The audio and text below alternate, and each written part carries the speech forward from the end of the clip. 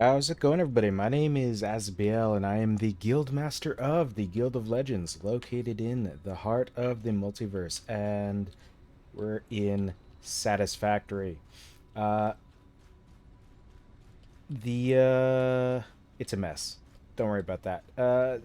One day we're gonna clean all this up. I promise. I swear. But for now, last time we were in here, we got our power situation sorted, got rid of the inconsistency to the capacity and the production. So now we're gonna work on doing some milestones.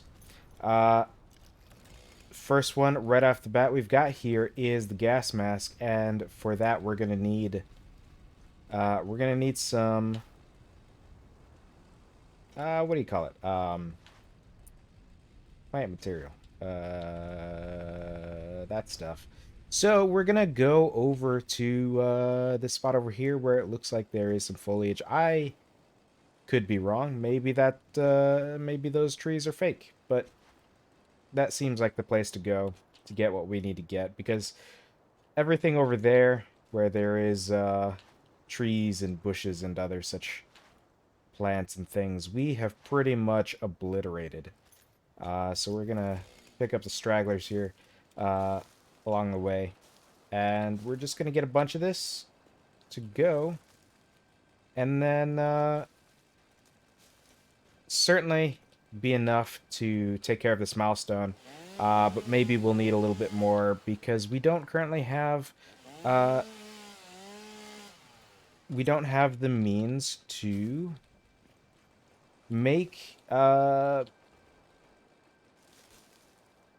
fabric cloth out of anything else. So for now, we need to get a bunch of this material so that we can get the appropriate unlocks sorted out to be able to make those materials more readily with our refineries and such. Uh, I have been out of Satisfactory for a little while, so we're still going to be kind of taking a minute to get our bearings, I think. But beyond that, we have the goal laid out before us. We're going to try to get as many of these milestones as we can, and then once we knock them all out, we'll see about establishing the means to more readily produce some of the materials we need. Maybe we'll do some of that along the way. I know last time we were in, we talked about uh, some of the production lines we could set up, but getting our power sorted was a higher priority, even if at the time it meant crafting a lot of things by hand instead of setting up those production lines. But now that's all sorted, so we're just going to clear out this little area, at least a good chunk of it, and then that should give us far more than enough plant material to make the biomass that we need, uh, to make the cloth that we need to nail this milestone. Um, and then once we get gas masks unlocked, maybe we can make one and have that equipped. Our head slot on our inventory there is feeling pretty bare, so always good to get those things filled in just so that you have them when you need them. The poison gases and things, the toxic fumes, whatever you would refer to those as. I don't know how they officially refer to them in the game, but that can be a problem if you're looking for the materials that they are often around. Usually they are um, around power slugs and occasionally other things like that, like the collectible items that don't yet have a purpose and everything. So, uh, not a huge priority to have that covered because again, it's not something that you deal with a lot because it's just for the occasional power slug and stuff. But Never hurts to be ready for it, just in case.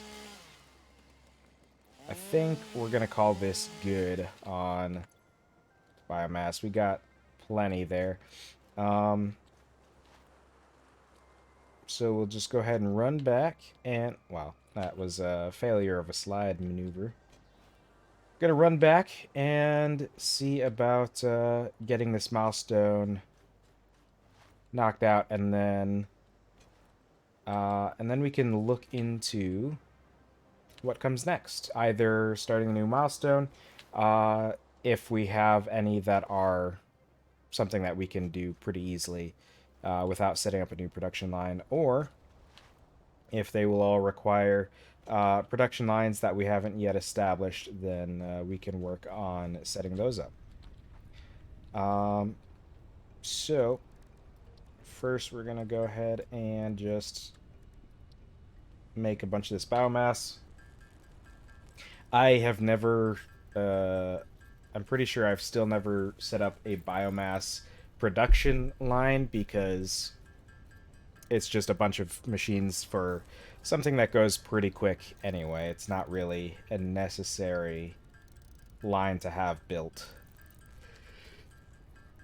And while we were out there, we got a bunch of mycelia, which means we don't even have to pull the mycelia we have in our inventory.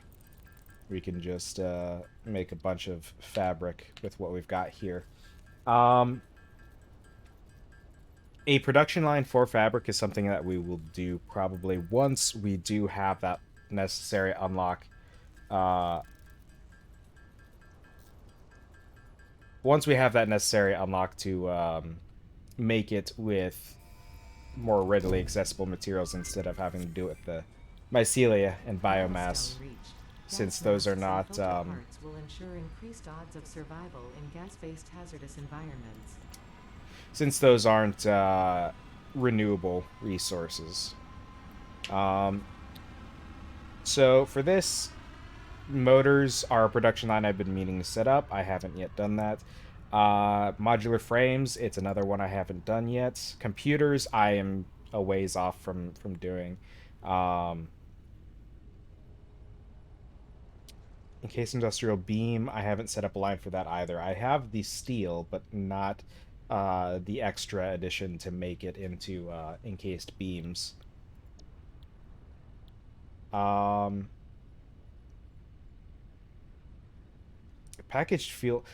So for packaged fuel, I would have to have the alternative fluid transport. So I think maybe we'll line that one up, get ready for that. Um, Shoot, actually, these pipelines would be really useful for optimizing uh, my power generation. I could always go this route and go for the fuel generators, but I think maybe I'll just go for the Pipeline Engineering Mark II first, uh, and then we can potentially use that to clean up some of our production lines, our power stations. Um, pull this, drop that in there. These leave pedals are going to be turned into color cartridges, so um, I'm just gonna grab all this stuff out of here. And do I need to put anything in here? We'll put the mycelia in there. Forgot over here. Got a bunch of rubber. So once the pod returns, I can drop a bunch of rubber in there. I'll need to go and get some plastic. Plastic has been the more frequently used material, so I haven't been able to offload that as much. Uh, but here we go. So I'm going to need more of the fabric, and then I'm going to also need to set up a part of my refinery to do polymer resin, because I don't have that being produced right now. Um, what I do know is that I will need a refinery itself to make it. I might need more than just that, though. And I know that at my refinery station, I have more than enough fuel, more than enough oil to cover um, the sorts of things that I need to make. So I should be good in that regard. Um, so let's go ahead and actually, you know, we're gonna knock out this biomass, and then I will throw that into the machines to clear up some of my inventory first. Um, Also, like I mentioned when we initially kicked off, my um, my base here is an absolute mess. But the plan is to um, probably transfer everything to a different location eventually. Something I haven't established just yet, but it's something that is uh, in line to be done. Now let's see. Let's make sure I'm going where I need to go. This is for my biomass, so we'll dump all the biomass in here.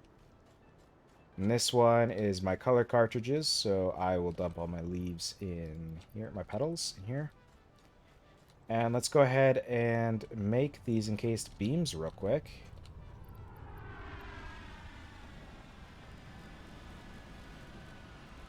Because I know I'm going to need at least one refinery. So we'll make one real quick, and we'll see what it takes to get the production line we need for the oil residue stuff. So I'd be making fuel, which will offload some polymer resin.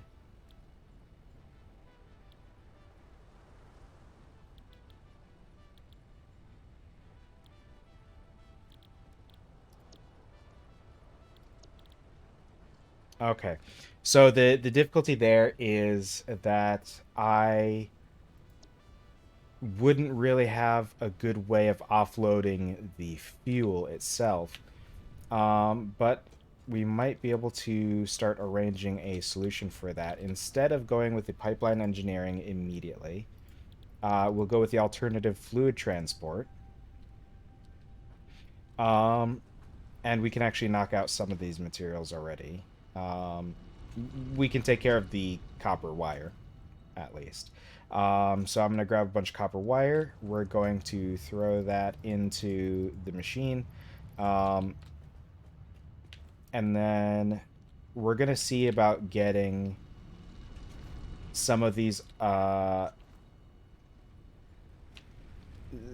these motors sorted so that we don't have to think about that anymore.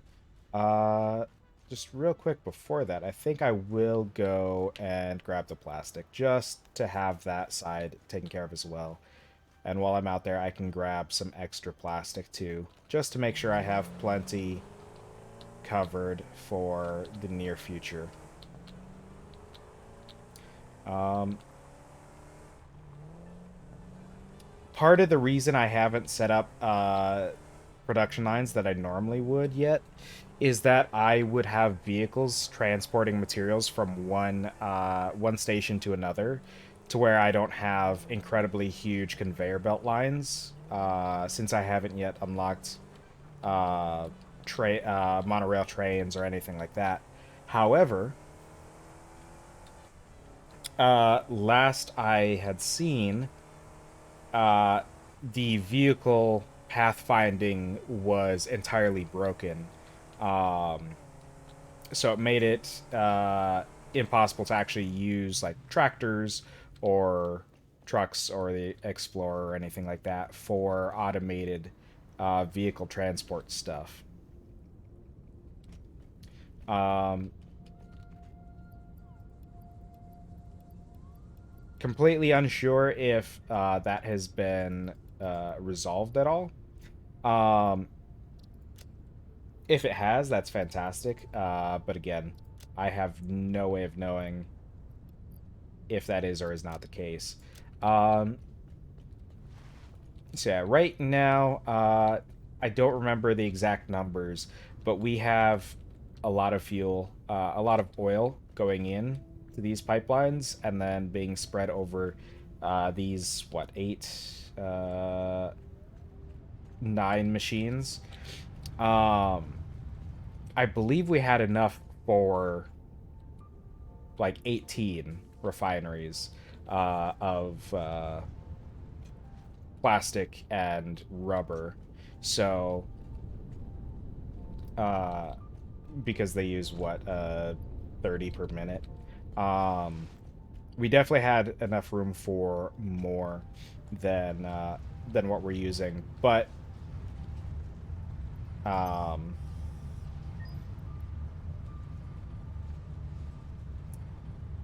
but what?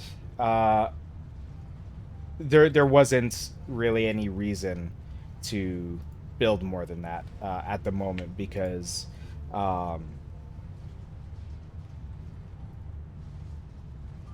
shoot, I my uh, mind is not working.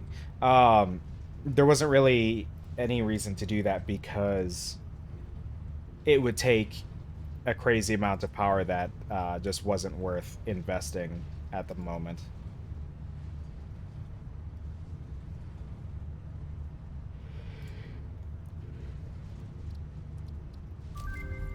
So with the awesome shop, I already got like the bulk of the main useful things. Um, so I'm just kind of picking up little bits here and there where I can, um, without much rhyme or reason to it. Uh, there aren't any specific benefits from there other than um, the wall power line mounting, which I had forgotten until I just saw it there. Um, other than that, there's not really much of regular use for me right now. So I was just picking up things randomly, basically that were within my price range. Um, one thing I feel like I would like to do is once I have things established and I have um trains and things ready to be made, I might see about relocating uh over to the like the grassy plains like starting area that you can choose at the start of the game. Um, because I like that area. I think it's pretty good for building for the most part. Uh, and it might be a nice, good looking central hub area. Um, the desert's kind of nice because like if you go to the top of a high dune and then just build out platforms, you can have all the terrain you need because I mean it's very open in this area. Besides the dunes themselves, like this isn't ideal because there are rises above it all around. But if I went like to this spot I was just at and built a platform from here going out in every direction, I would have all the room I would ever need. So, um, I should. So I've got my backup power supplies here. Like these are all loaded up with biofuel ready to be used my uh if my consumption goes over my production, so I have some extra capacity. But I think I might either replace these or add to these with some batteries at some point. I don't remember. Do I have batteries right now? Yeah, I've got power storage. Um, because you can get like these batteries have a lot of capacity, so you don't even need a lot of them to have yourself covered for a good while. Um, as long as you're not like spiking massively and consistently out of your power capacity. Um, okay, so I've still got plenty of room in here. I have these stacked all ridiculously because I was just building with what I had available at the time, I think. But it's kind of a mess. Kind of terrible. We got that plastic, so let's drop that in here. Um, now, actually, while we're here, I wanted to see fireworks. Have fireworks always been a thing? I don't remember seeing those. Um, so gas filters take coal and fabric, mainly, but the gas mask itself is going to take a bunch more fabric. So before we can really do that, yeah, we're gonna want to get production line for motors. So starting at kind of the back of things, motors are gonna need an assembler, at least one. I think almost certainly more than one, but let's build one real quick and see what we need to make motors. Obviously, I know for motors I need rotors and stators. Each of these iron bars and screws, which I have, I can just direct a sideline from each of those. Stators are going to be another assembler. So I'm going to need three assemblers, I think, if I am remembering correctly. Three assemblers. I shouldn't need anything else. I can just redirect from existing production lines for these materials. Um, so I'll just have to see what what kind of rate of production we can get here. Uh, if I get one, I'll need, let's see, 5 per minute. It's gonna take, yeah, so it's 2 to 1. Um, and if I get that up to here, 12.5, so it'd be 25. Um, what would it take to make 25 rotors? It would take three assemblers to make 25 rotors per minute. However,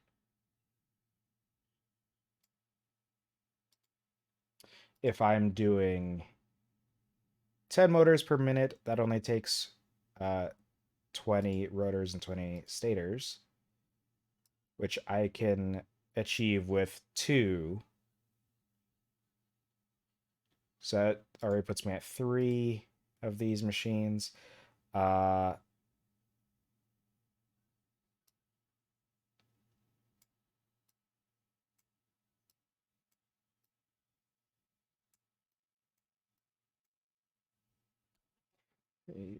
so if I make five of these, I should be good. And then I'll just need the appropriate number of power shards, which I've got. Let's go ahead and make a bunch of rotors real quick. We don't actually have enough screws in our inventory, but we'll make what we can and then move forward.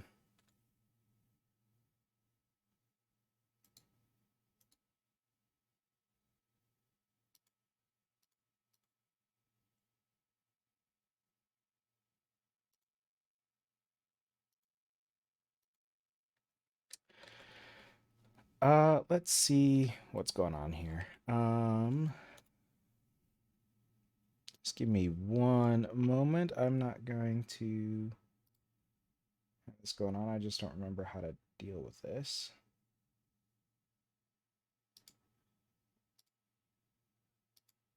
Are you absolutely kidding me?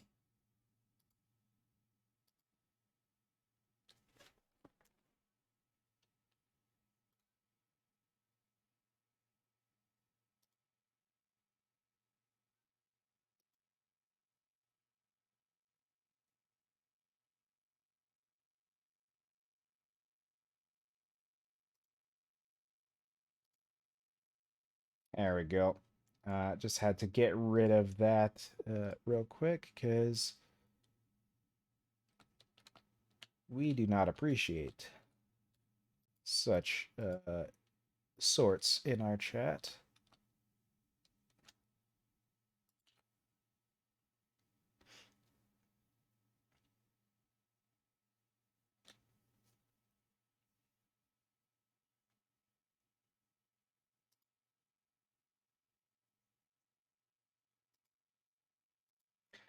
All right, so there's our rotors. Let's go ahead and go grab a bunch of cables from over yonder.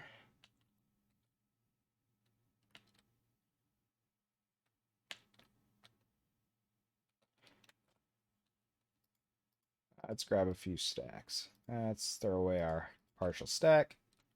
And now we're going to have to determine where we're going to build these. And it's a good question. So we need some materials are going to come from the central hub area. Some materials are going to come from over here. Some materials are going to come from over there. So let's let's actually just do it right up here.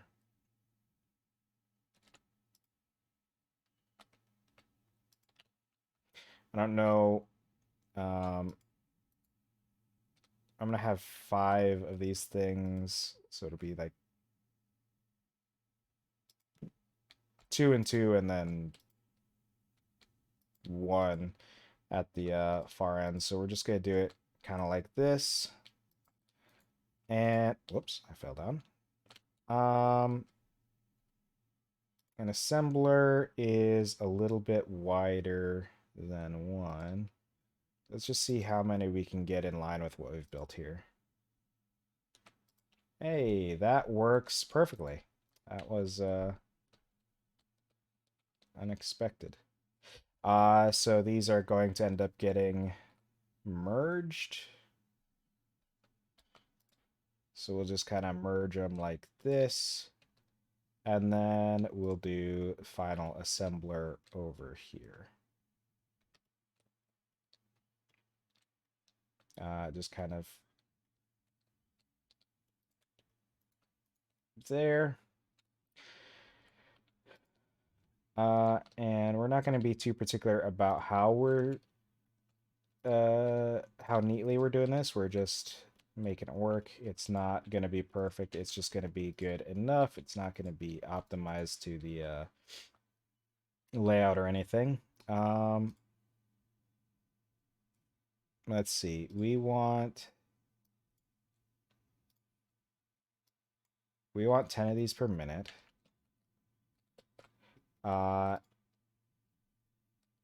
Which means we're going to need 20 of these. So we're going to need to get up to... Give me that. Why isn't it letting me take it? Why did I have to do it like that? Why can't I just shift click? I can shift click them into this space. That's ridiculous.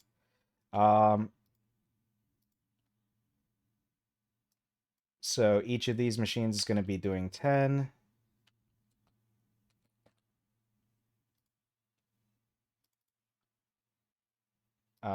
This one, I think, yeah, this one needs all 3 to go up to 10. Rotor. 10. So this is going to need, I just want to make sure I'm not going to be choking my resources.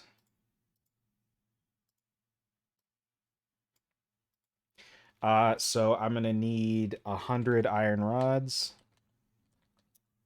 I'm going to need 500 screws.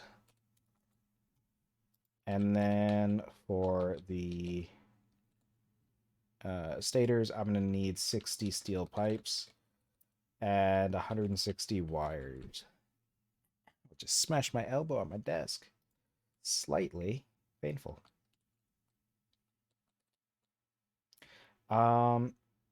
let's see. X2 can get 7, right? So 1, excuse me, 2, 3, 4, 5. And then we just need to find a power line to connect this to. Where's our nearest power line?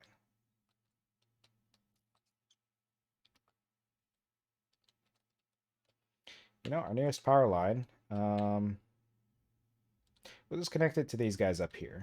This is good. Can't quite reach that.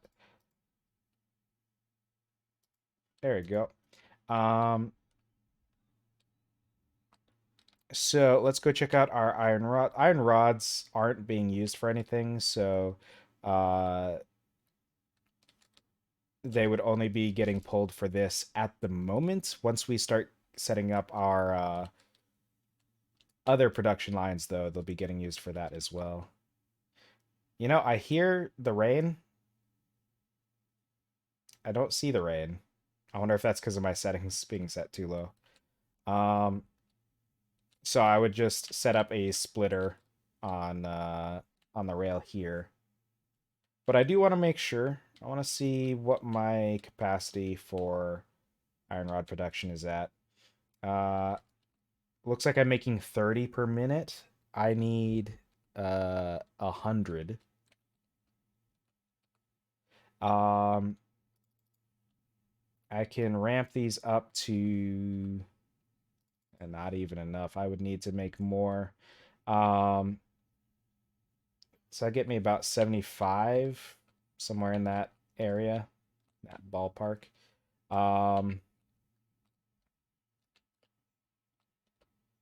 So what I'll probably end up doing is we're going to say that this is good enough for now.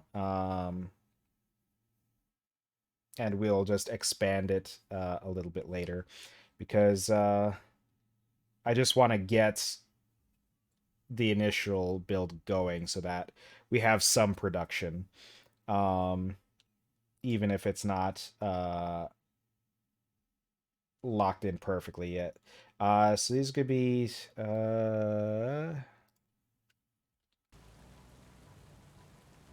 75 ingots. How many am I doing?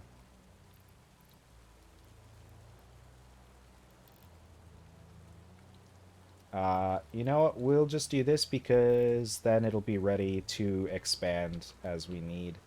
And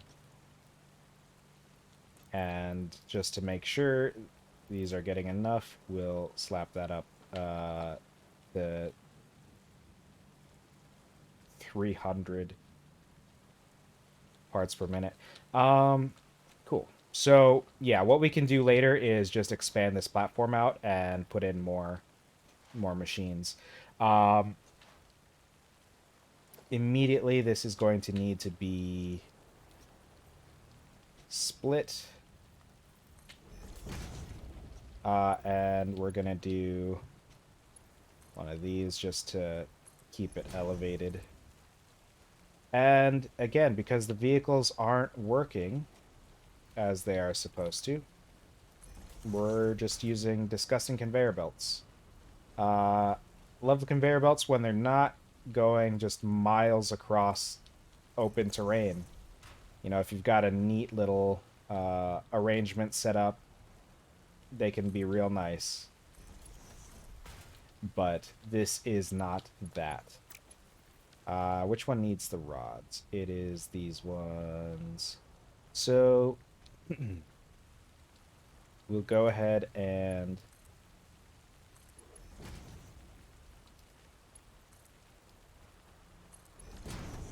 let's do it this way.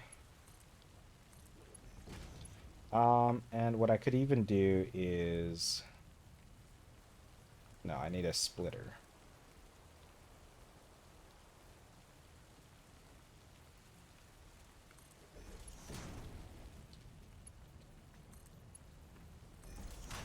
So we'll do it that way, and then the in is going to be connected to this.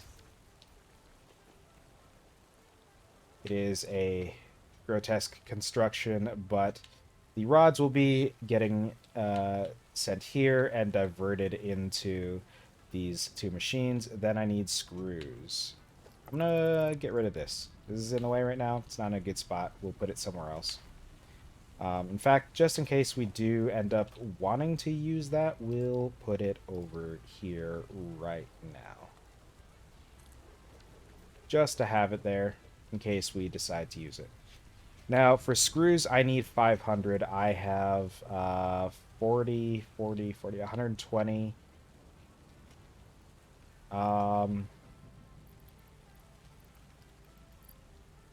We can bring that up, though.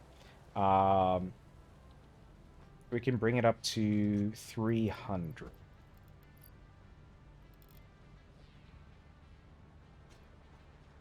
Again, it's not perfect, but it's going to have to be good enough. It's mainly not perfect because these aren't going to be uh, feeding enough into these machines to do 400. So what we can do is we're going to bring them down to 80.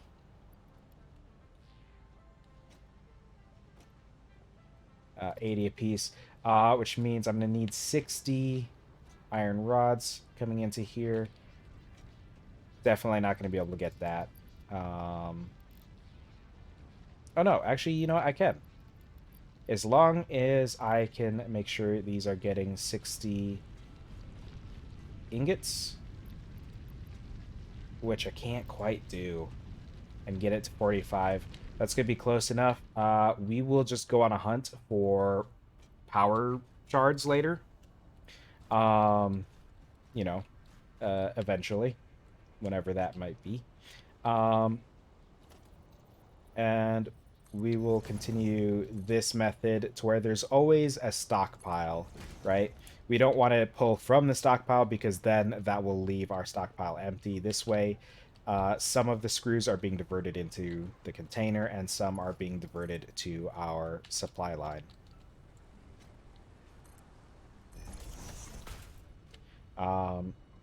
Our most incredibly grotesque supply line that is far from optimized and far from aesthetic, I suppose, is the other path we're going for. Um, so that means for screws, we're going to need a splitter. Splitter go there. Splitter go there. Splitter attaches to there. So these two are going to start making the rotors, which are going to feed into there. This is going to need the steel pipes and the wires. Wires we can divert super easily. I wish I had put the stators on these two machines instead, because the wires are coming from here. And, it's not going to be super nice looking. Because it's going to have to go over. It's going to have to go around and be a nightmare. Um, let's go ahead and do it like this.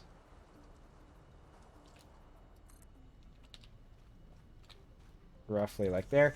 We'll go ahead and set up a splitter here.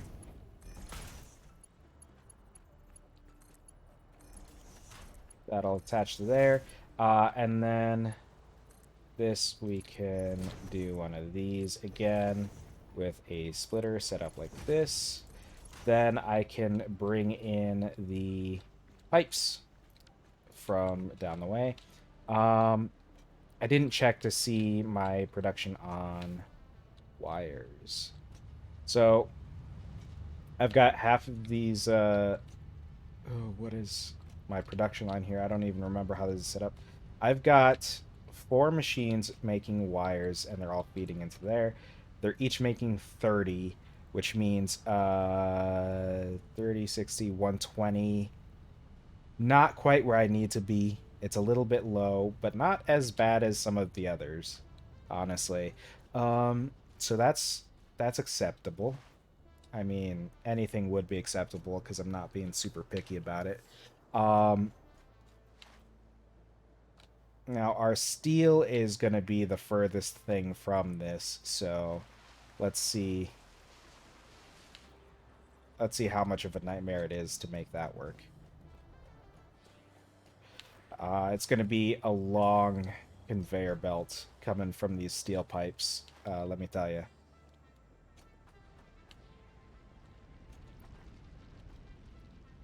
Oh, my steel pipe production is going super slow, isn't it?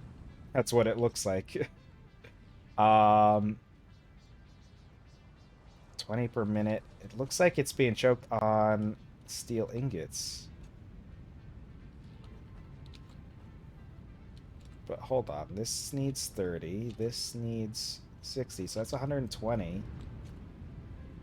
45, add 45. Well, that's why. Because it needs 120, and they're only getting 90. Ugh, so that's already bad. That's already a problem. But it's a problem we're just going to deal with.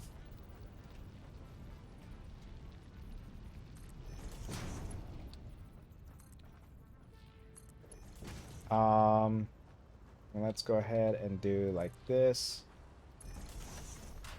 And just start bringing this conveyor belt the long way over towards our production line. All of this will one day be fixed up and made nicer, but for the time being, we just need something. Anything that we can get to get this production line going. So that we have some motors being produced, so that we don't have to make them all by hand.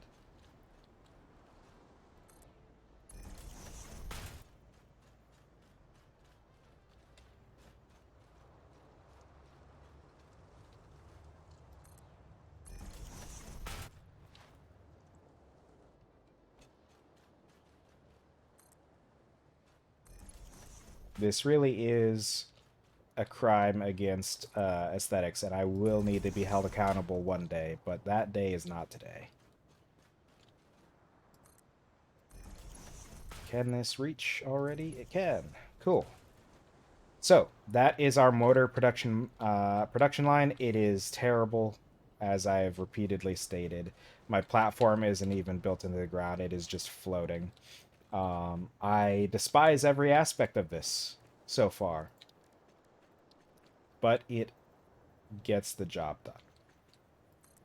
Mostly. And then once it starts producing those motors, once the stators are being created, which, you know, any minute now, the steel pipes are the slow part. And there's not much we can do about that. So for now, it's just something we're going to put up with. That's radioactive. I thought radioactive bit of rock was in a different spot, not right there, but I was wrong. Cool, cool, cool, cool. So we've got that going. That is enough to get us established, right? It gets the baseline going. Now, what I can already tell you is that with that, that's getting those frameworks going is going to be even worse if we do it right now. So what we might do is see if we can handcraft those frameworks while we let this build up a little bit of motor. And also, we could always handcraft some motors. We can get about 20 of them right now. 23, probably. But for the time being, we're also going to have to make these heavy modular frames. We need 25 of them. Need 25, which means we need 125 of these frames.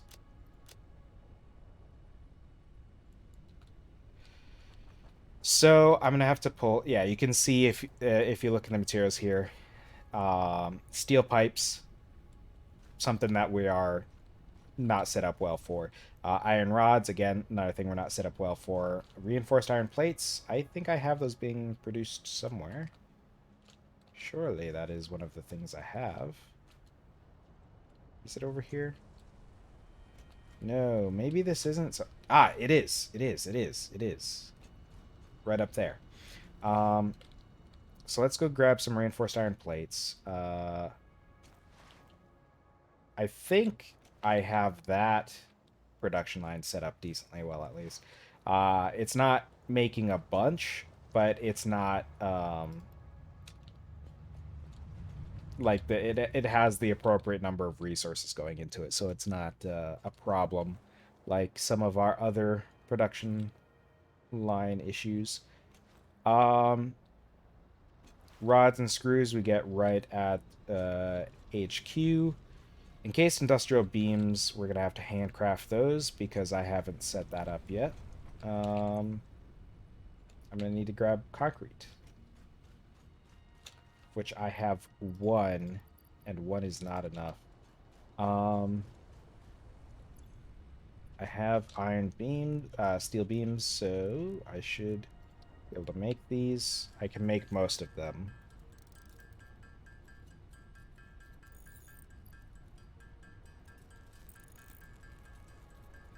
So, unfortunately, we are going to put up with some amount of handcrafting today. But it's just something we're going to have to deal with. It's not always going to be the case, but for now it is.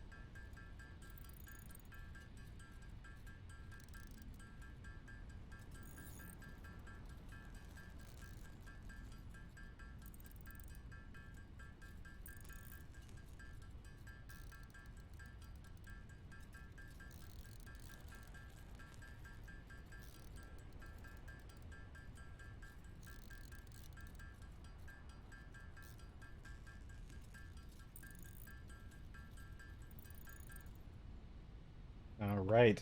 There's our encased industrial beams. We're going to have to get more of the iron, steel beams for that.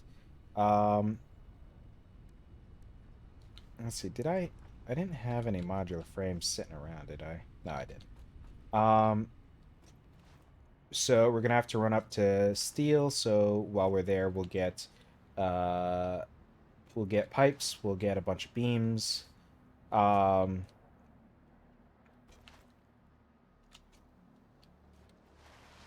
and then that'll cover our steel needs for a little while.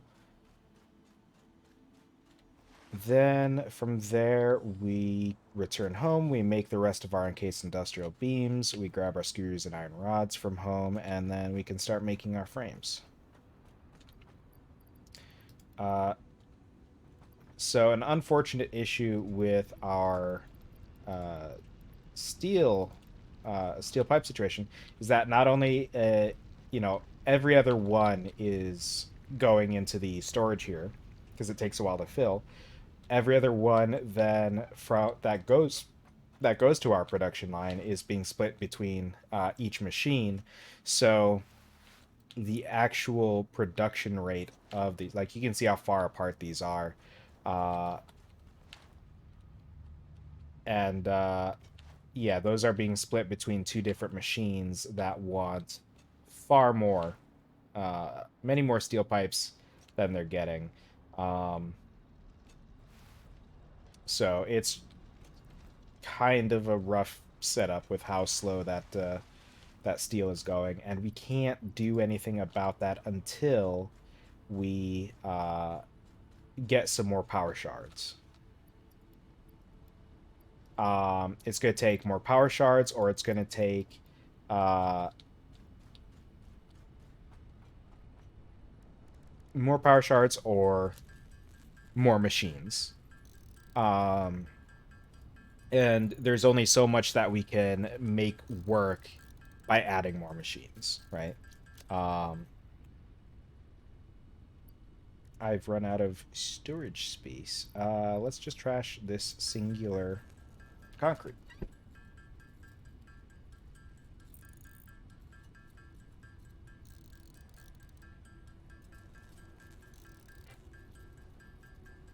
So once we get these encased industrial beams done, then we have to make modular frames. And then from there, we can make the advanced, the heavy modular frames. Um, I've run out of storage space again, haven't I? Nope. It's because I clicked on something. Never mind. That's a me problem. That's an I did this kind of a situation. So in an hour, we've accomplished very little in regards to anything that's good. Um, but hopefully we can upgrade the things we need once we get these modular frames built. Um, Modular frames I wanted to do first because we need 25 of them, and we don't have a production line for these yet. Whereas we now have a janky production line for the 100 motors we need. So while we're taking the time to do this, the motors will be getting built, which means less work that we have to do directly. Um, so hopefully, by the time we finish these heavy modular frames, a fair amount of the motors will be done, or an amount of the motors will be done. Hopefully, is the idea there. Um, something that we're going to need moving forward is going to be the materials for our space elevator phase, which is going to take quite a lot. I mean, these 2,500 versatile frameworks are going to take modular frames, I'm pretty sure, in quite heavy numbers, in addition to like each versatile framework I think needs probably multiple modular frames. So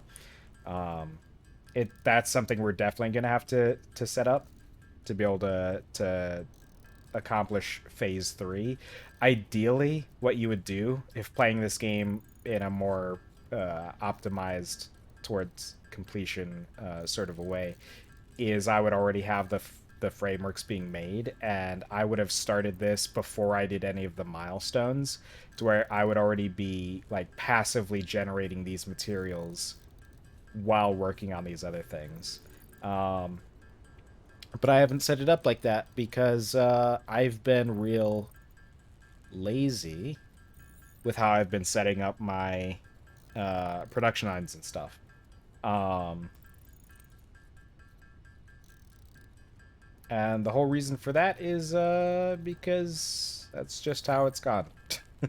There's not really any excuse or reason behind that one.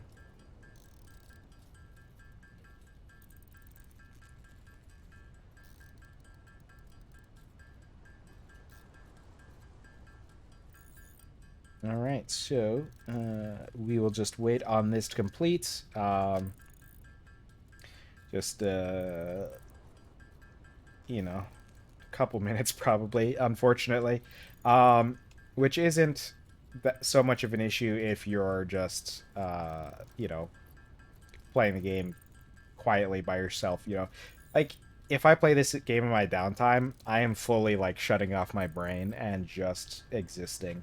Um, and doing like stuff like this, like it's, you know, it's whatever.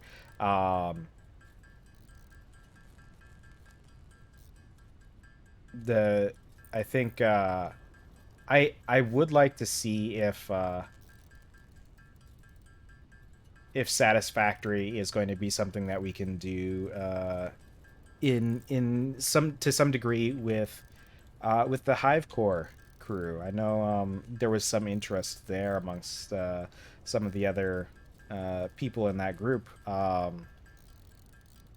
So it might be something we can look into eventually. I know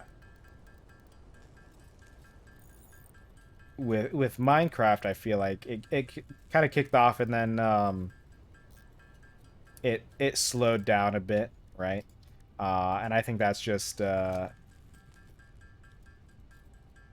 because we a lot of what can be accomplished in Minecraft has been accomplished on that server, right?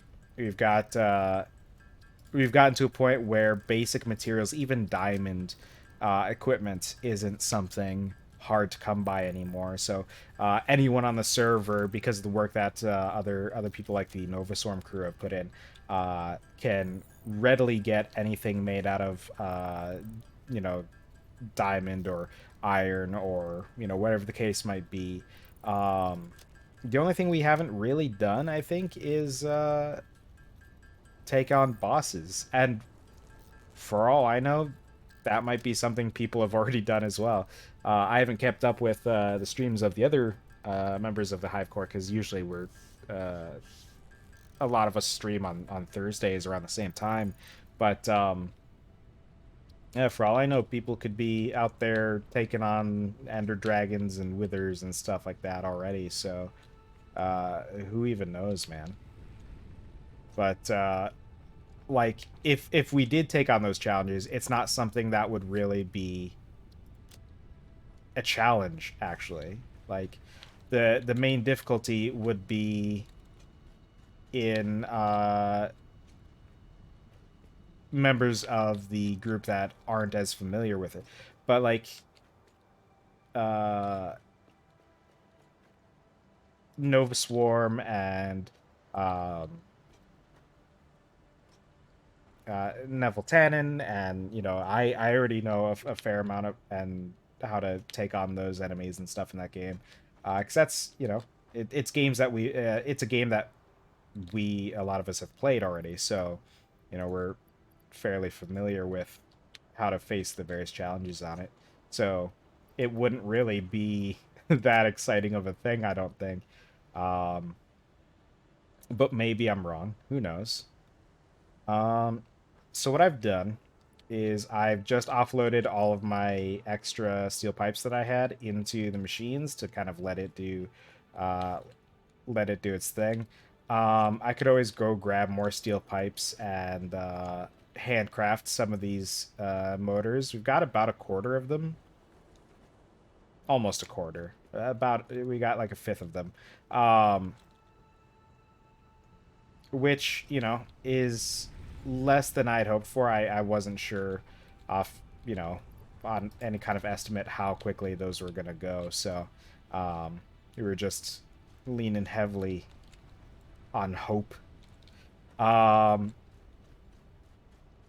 now let's see. You know what we can do?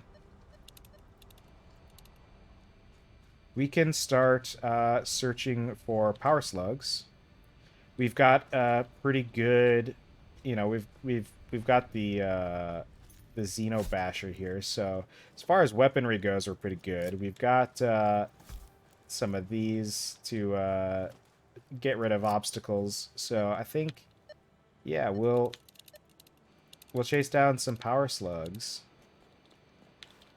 and that will help us fix up some of our production line issues.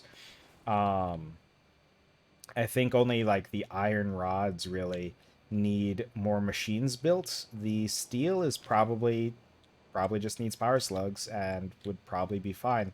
Um, I could probably build some more machines for the steel production to optimize it a little bit better, have it put out more material at a more rapid pace. But um, we seem to be getting in the area of a power slug, but not anywhere near close enough to. Okay, so it's going to be this way.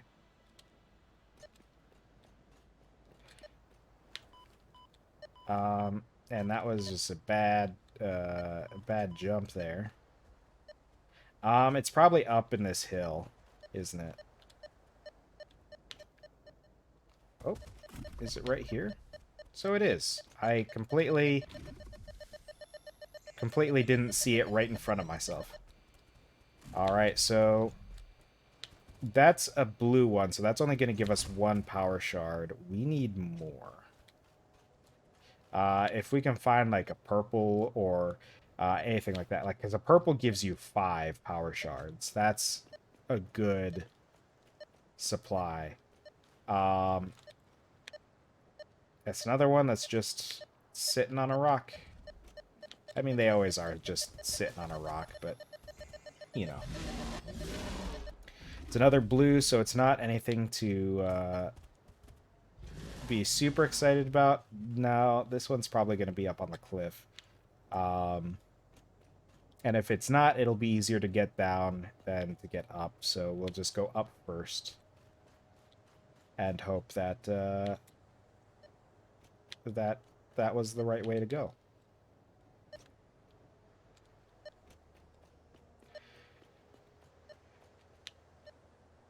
Looks like it's over. Looks like it probably is down the cliff, huh? Oh, that might actually be a hazardous fall, but that is a yellow slug. So we're gonna see if we can find a shallower fall spot here. Because I know these the Blade Runners that I have equipped will take care of me on a steep fall pretty good, but I also don't want to risk it because I don't really have anything in the way of healing items right now. I haven't brought any food with me. Ooh, but a crash site. That might get us some materials, or that will get us some materials. It might get us ooh, fighting that guy while low on health is probably not going to be a good idea because we're going to take some hits no matter what. Unless he just doesn't fight. Wow. Really made it easy on me, huh? Because he just didn't turn around, didn't fight me. So we got 13 heavy modular frames. That was over half of what we needed for that thing we just built. And there's another 13, 26. That was... shoot, that would have taken care of it. This one's 10 motors. 10 motors isn't going to happen. No motors is going to happen. But what I can do is I can drop a marker here. We'll just give it this and say 10 motor. We'll give that an infinite range just so I can always see where it's at. Or when I eventually decide to come back this way to retrieve it. Power slug. Okay, that's weird. It looked like it wanted to see one for a second, but then disappeared.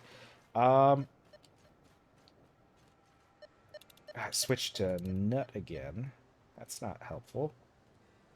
So our power slug is going to be this way. We're just going to go on the hunt for power slugs for a minute until we've got like maybe 20, 30 worth of power slugs. Gonna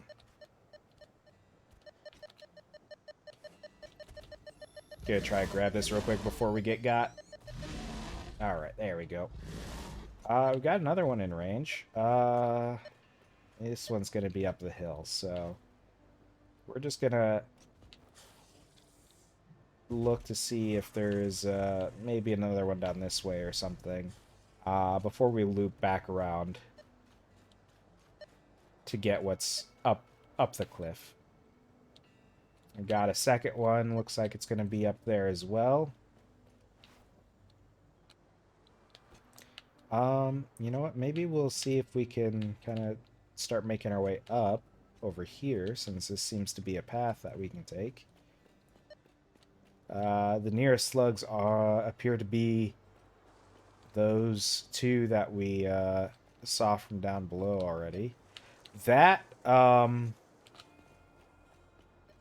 okay, that is a graphical error. I thought it was going to be like a one-way path, and it was actually going to be solid on this side. Which would not make any sense, but I've seen happen in games that have similar visual issues.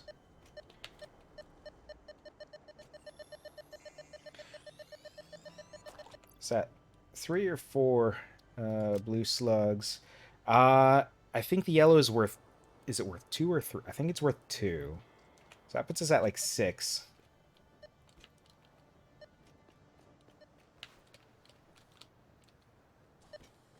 So this guy's going to be up here somewhere. We're going to have to find our way up.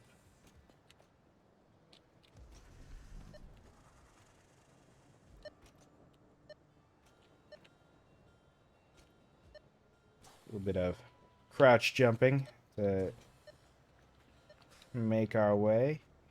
I might have to loop around that way. This looks like this will be the way to get me there. Oh, no. Shoot. I thought I saw a purple slug. I did not, though. I was excited.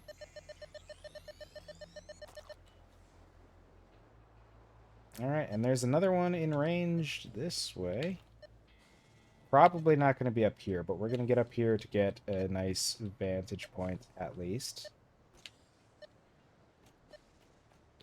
Actually, this might take us to it if it's up on those rocks. It appears it's not, though. It's probably just a blue slug down right there. That's our guy.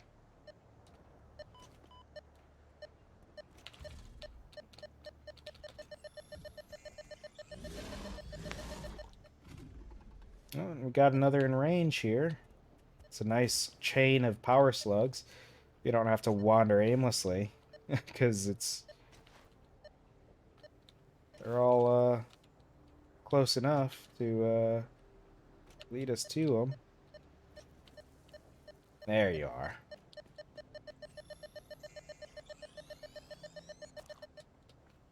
Hey, look at that, another one.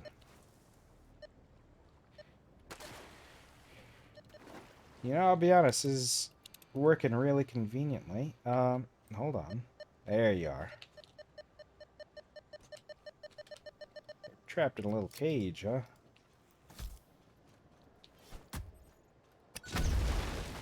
I could have probably just used a chainsaw and got some materials out of that at least, but oh well.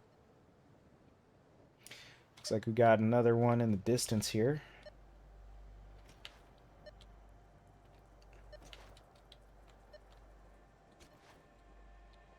I think if Satisfactory did become a Hivecore thing, it might be something that we wait on until there's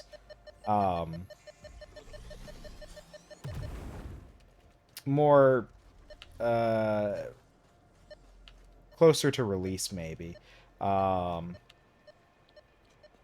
once they finish some of the aspects of the game that are still work in progress, like the Mercer Spheres and the Summer Sloops, because those just do nothing right now, which is kind of a shame. Because they are populating the world with them, they just don't have a purpose. There's nothing you can do with them. You can't even throw them in the uh, the awesome sink or anything to get rid of them. Shoot, what am I looking at? Are you not up here? Are you underground? Are you in a cave? It is, isn't it?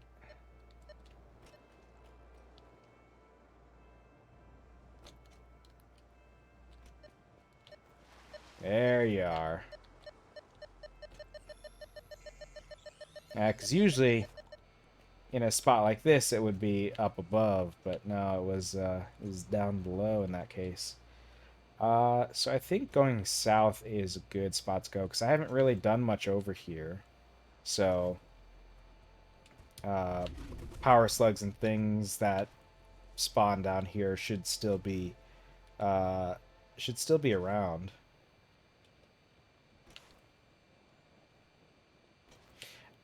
I really do like these pathways that they have because it sets you up with a just like a perfect spot for doing trains and vehicles and stuff like that. Like they're roadways that are already established in the terrain, so it's easy to build off of them. There are also big areas like right there where you could build up a factory or something if you wanted to in the middle of the path, because you got lots of open space. Now, I haven't really been out here too much, but shoot, this place looks nice.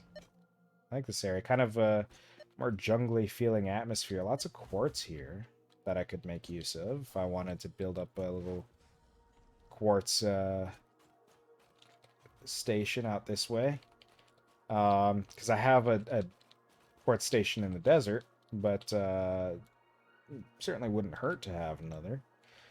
Speaking of quartz, that's... I don't know if I can make one of these, but...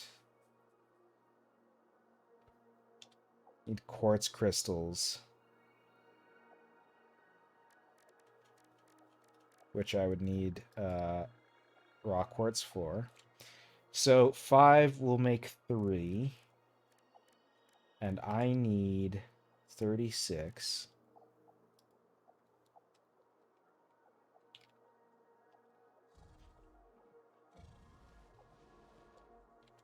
Um, so I'm going to need a decent amount of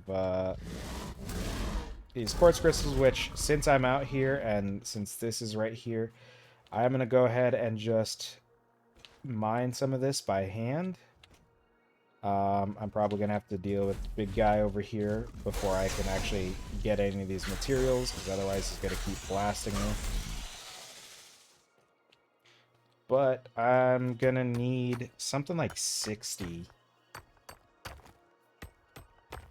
60 rock quartz, I think, if I've done my math properly.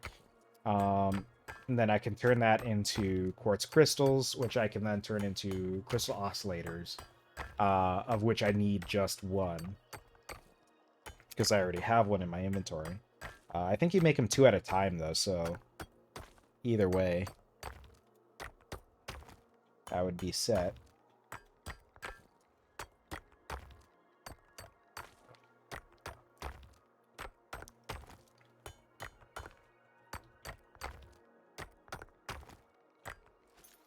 It is incredibly convenient that they did this one, which is requiring quartz in an area that has quartz. So I'm going to need to take a minute to make these crystals.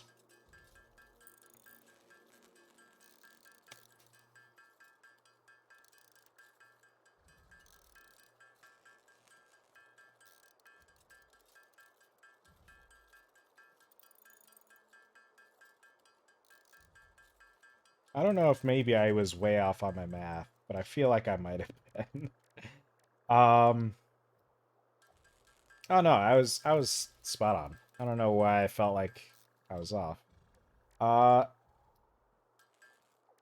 while we're just sitting at this, I'm going to go ahead and refine some of these other things as well. Because I don't really have any reason not to. Do I want to do the power shard? Yeah. So we got 12 power shards currently. That would be enough to do a fair number of things. But like I said, I want to keep going until I have like 20 power shards.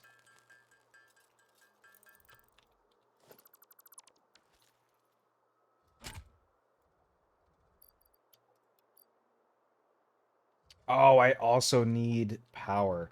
Um, let's see, 15? It's not too bad.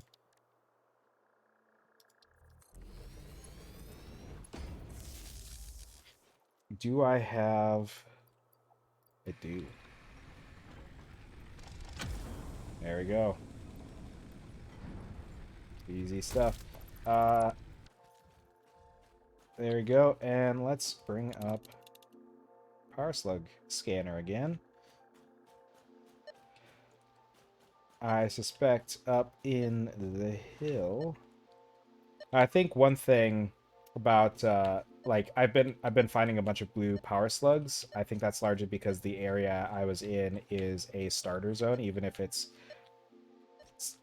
they say it's like one of the higher difficulty ones or whatever, like recommended for more advanced players or however they phrase it. Um, it's still a starting zone, so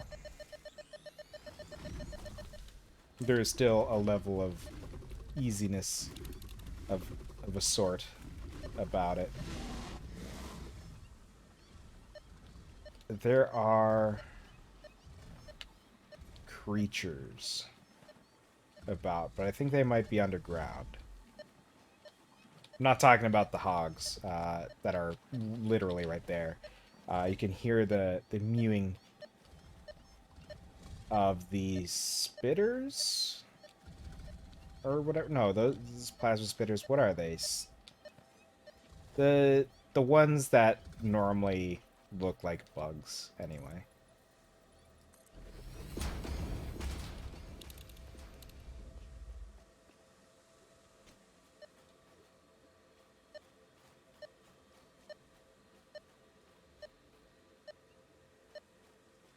Oh, and here's the problem. I think what I'm looking for is in a cave with the creatures.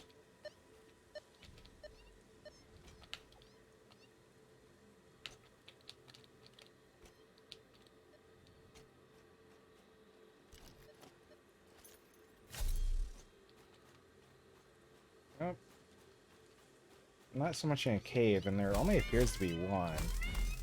No idea how... Stinger, that's what they're called. Okay, and there's definitely more around, but... Yeah, they're all down there, so... Hopefully they stay down there. Oh, another slug right there. It is down in their domain, but I might be able to reach it from here. Nope. Let's try to grab it before they come get me. Out, you bastard. Get. Get. There you go. I'm feeling pretty hurt, so I want to skedaddle real quick, like. Oh, and I didn't have an escape plan for this terrain, so whew, almost fell down. These things are really dangerous, or they can be, at least. Um,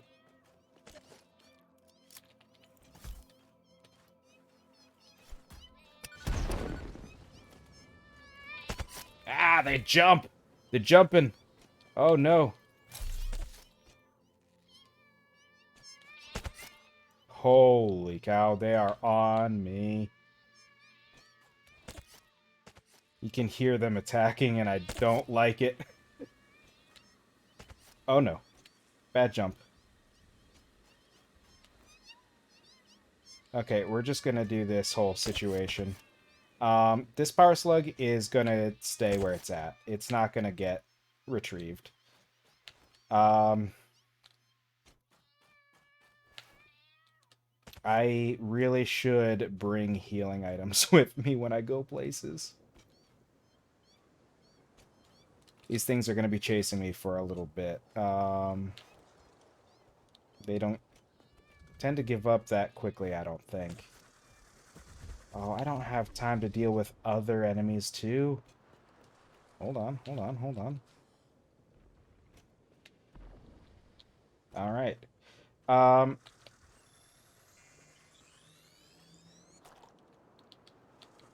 What is that? Oh, it's that guy. I think only part of his model was rendering. Okay. So we got an extra 4, so that puts us at like 16. Let's see. Let's just see if... God, I can hear them. There doesn't appear to be anywhere in range, so we're just gonna start heading back. Um... Hey, is this our refinery? It is. Cool. Um, that means I know where I'm at.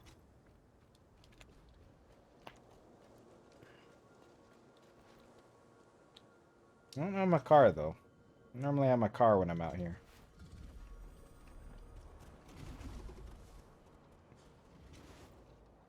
Yeah, it's bad enough, I feel like in this game you have to have power lines everywhere, and I would be more okay with it if they had like a large structure power line. Um, but like these 10-foot tall ones or whatever, like it doesn't feel like it looks like if I could do a taller one that I could have further apart, I think that would be perfect. Like if I could do one that is like 2 or 3 times the height of these, which I could do with blueprints, right? Um, I'm sure people have made blueprints for really good looking uh, power line posts and stuff. And I think I've even seen some posted online. But the range of them, like having to have them, I don't think that's full range. Maybe it is though. Having to have them that close together is unfortunate. Like it doesn't look that good, especially if you were doing it with a larger structure, right? Let's go ahead and break down this protein. And we'll just turn that into capsules because then I can throw all these capsules into the sink to get some points.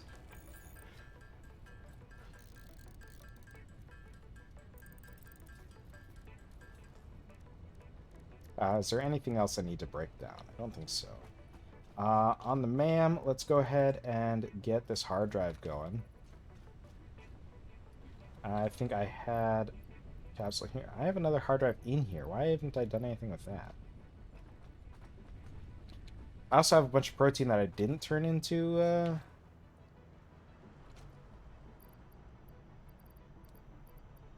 the caps into research capsules. DNA capsules, that's what they're called. So let's see. Yeah, the DNA capsules get you points super quickly.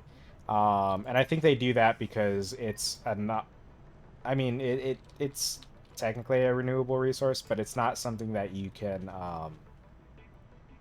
automate in any way. How many points is that? 5? 5. So if I find something that costs 1, that'll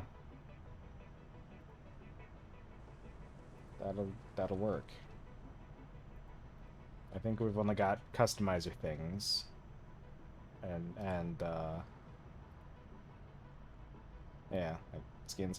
You know what? Let's get the street light just because I haven't used the lights because last time I tried, I had a building with lights in it and it just killed my performance. So I haven't invested in that further. Um, now we've been away for a little bit. I don't expect this to be like super uh, super far along in its progress, but I do want to see. Hey, look at that. That is a good number. We got 52 there. That's puts us over 3/4 of what we need.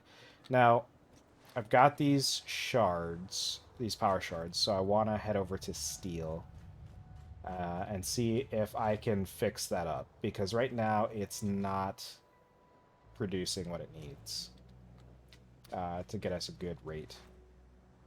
Um,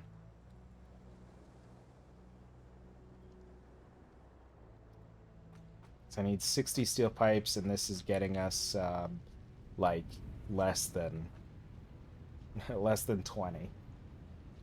Um, so these need 30, these need 90, and they're getting.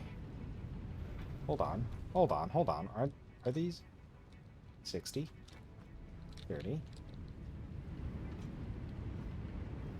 45, 45? Why did I think this needed 120?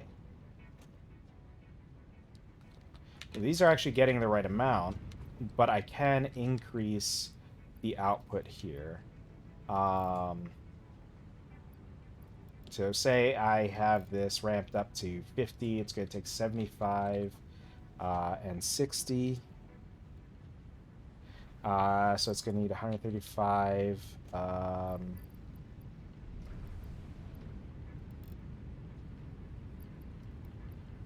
What if I just double these to 90?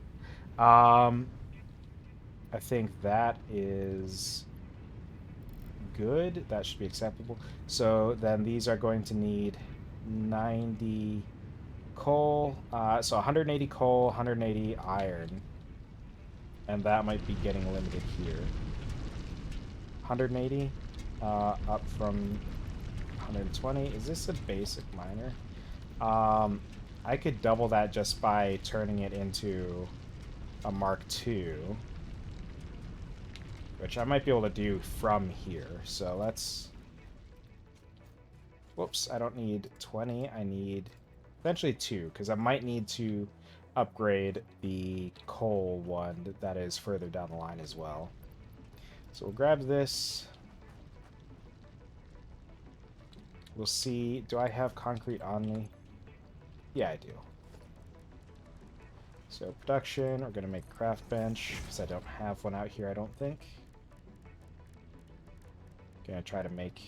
Oh yeah, we can absolutely make enough of these. Modular frames, we're not going to have enough rods for. But we do have enough for at least one of these, so... actually, before I do that, I'm going to need to make supportable miners, so I'm going to use the rods that I have for that first.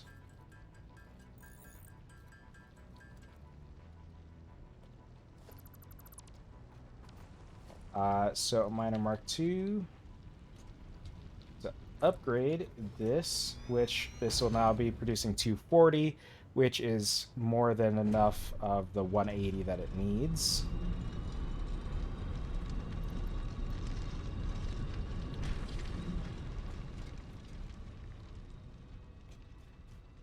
So, we should now have a much higher rate of production here. That side is full, which means it's just going to be feeding into this one pretty much. Like, that'll use some, but then it'll slow down, which means this is going to start building up. And, let's see if we can kind of help that along. Just by filling this up with ingots. Just to where we can get to that point where this part is backed up on materials, because that's what we want to see. We want to see there being more than enough steel ingots, right? And we should be able to get there. So, unless I counted something wrong, 60 and 75, 135, just to make sure. This is 90 and 90, which will be 180. And then let's go check on that coal to make sure we're getting 180 coal. Coal goes quickly, so I think, I mean, coal goes quickly as any ore does. Um, so we might be good on coal, but we might need to upgrade it. We'll see. Now, this path that I'm on right now, this was supposed to be a vehicle path, but because of the broken vehicles, I had to resort to using conveyor belts, which is not ideal for game performance, unfortunately, because it's rendering all these different objects on the conveyor belt and constantly moving them and all that stuff, which is not great. This is making 120. Um, I need was 180. So I could either overclock it, which shoot, I can get that with just one. So I can do that for now, and then I can because I don't have the iron rods to make the modular frames and everything. Uh, I don't have that on me, I don't believe.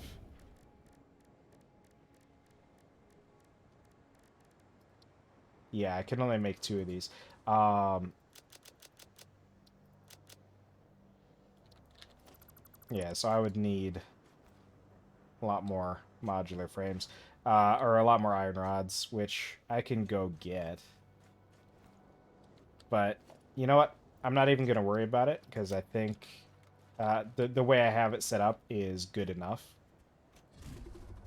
Um, that will make sure that steel pipe production is sufficient. Um, it will be slightly slower than what the machines want right now because it is also feeding into the things, I think. Feeding into the container. Um, but that is honestly like that's good enough for me because like it's putting out a lot more than it was before. Um, what did I put it up to? I put it up to 50.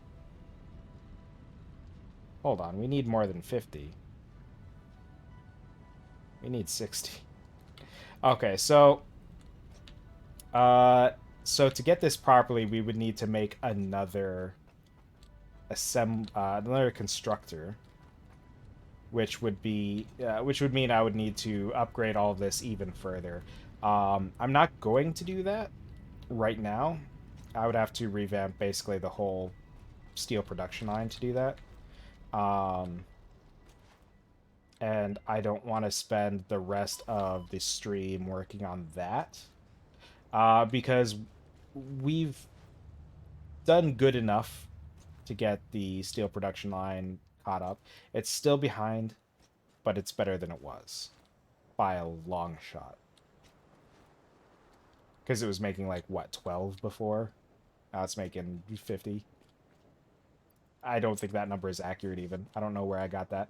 But it was certainly a lot lower than what it's getting now. Let's go check out this upgrade real quick and see what we can pull from it. That might be useful for future production lines. Quartz crystal we don't care about. I would turn 9 and 5 water into quartz crystals through a refinery. I don't care about making these through a refinery. Heavy encased frames. You know what? I don't care about the coated cable either because making cable isn't that bad. And I don't need to do it in a refinery. So we're gonna go with this one. This is the choice. Um, so in a manufacturer, let me. I'm just gonna jot this down. So I can reference it real quick.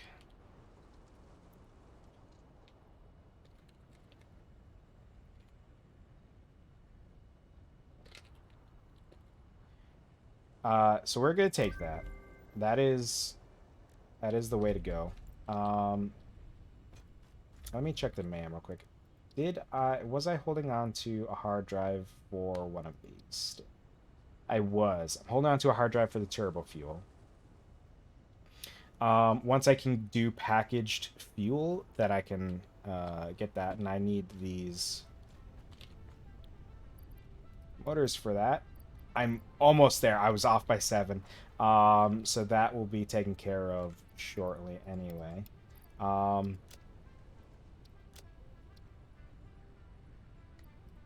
Let's throw that in there because I don't need it right now.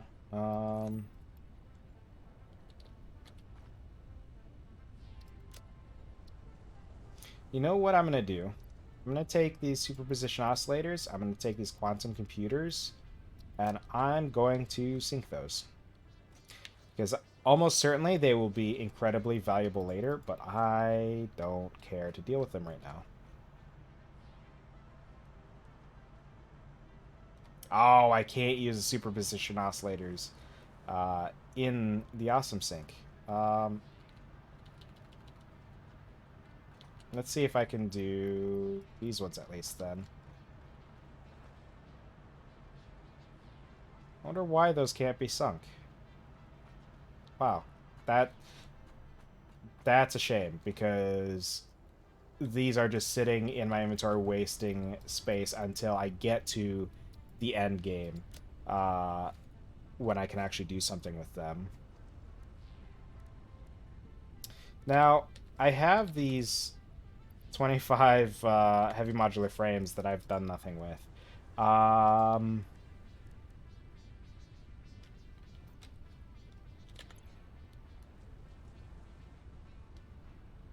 Oh yeah, those were the extras that I picked up. So we'll go ahead and just chuck that in there. I completely forgot about the ones I picked up out in the world. Um, but hey, we got surely by now we have 7 more of these parts that we need. So we're gonna take these motors. Did I actually pick those up? We're gonna take these motors. We're going to make this alternative fluid transport so that we can make a packager. Once we have the packager, we can make our refinery line that will produce our uh, polymer resin and fuel. The fuel will get packaged and then sunk because I don't need the fuel right now, and I just need to give it a production line that'll keep it moving. And then let's see. So we need the packager. Fluids can now be We need the packaged to allow for refinery. transportation via vehicle and conveyor belts. We're gonna Additionally, need to highly make. improved biofuel can now be produced. Is it a constructor? Does constructor make the containers? Yep. So we're gonna have to reroute some of our plastic into one of these. Easy enough. We have plenty of them. So these are the parts that I need. Rubber and plastic I have obviously here. I could even just take those when I get to the refinery area. But right now, what are we trying to do? We're trying to go get some more motors. We need 2 more, and because of the slight upgrade we did to our steel pipes, those should be done. At least one of them is in there. I just saw it go in. There we go. So, oh, getting caught on my things. Jump into our Explorer, head over to our refinery area, and we're good. And set up this line so that we can start getting fabric automated. Because once we have fabric automated, then we can start bringing gas mask. We can make a gas mask and start bringing filters along with us for when we are getting power slugs and things, and we no longer have to worry about the gas taking our health away. So that was at least a portion of the issues we were running into on our power slug journey. Um, and I had named this stream having to do with I ran myself over, having to do with knocking out milestones, and I think once we get this set up, we're gonna start working on some more milestones because we've only done 2 of them in the almost 2 hours that we've been going. So, um, I think down on the end is going to be the best spot to do this. We'll go ahead and set up, not the factor, the refinery. Other way around.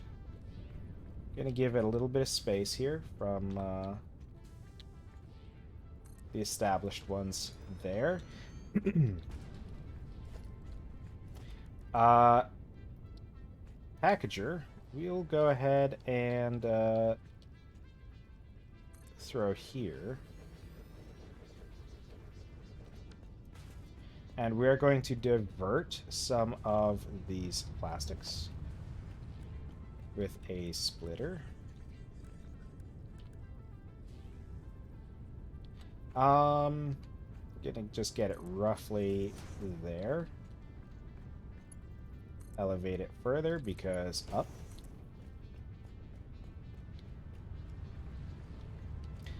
And, you know, I think to get the elevation we want, actually, we got it. We're good there.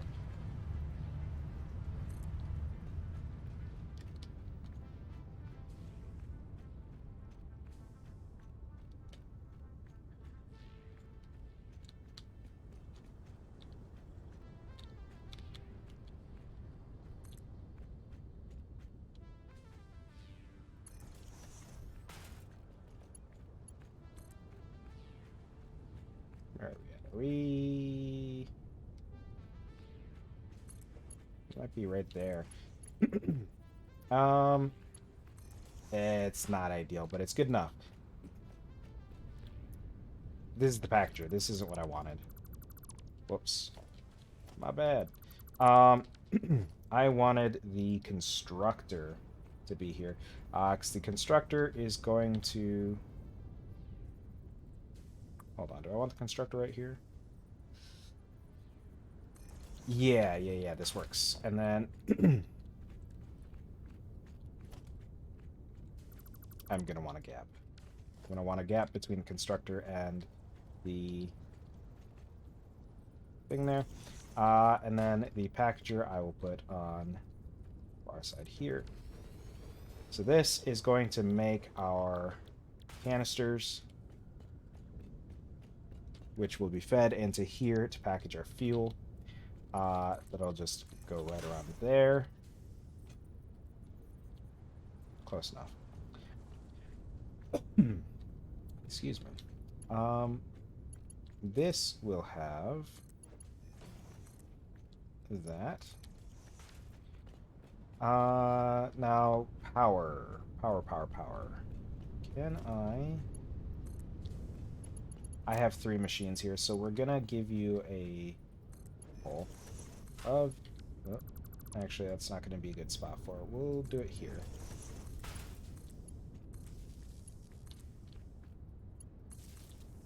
And the power pole will ideally reach this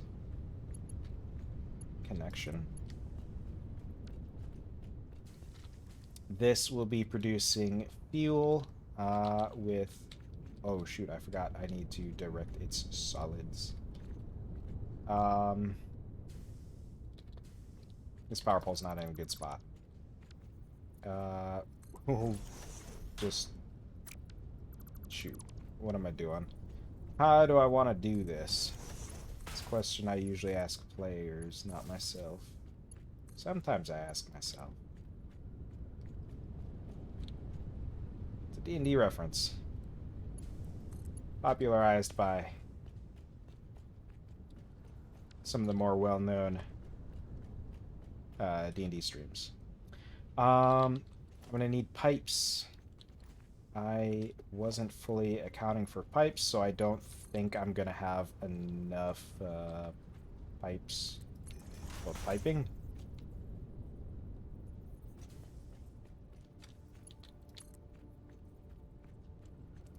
Um...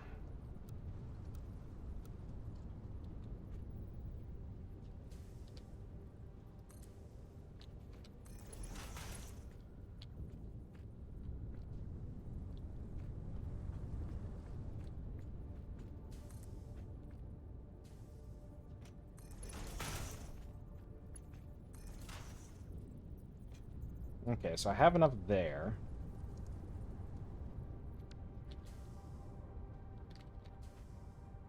This isn't getting anything yet, so I will just have to divert some stuff here. But I'm going to need to leave this place, get more copper sheets, because I completely forgot about the pipes. This is getting canisters. Canisters are good.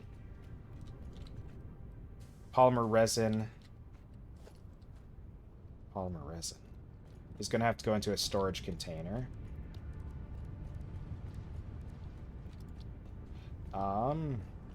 We're going to give it its own storage container on this side.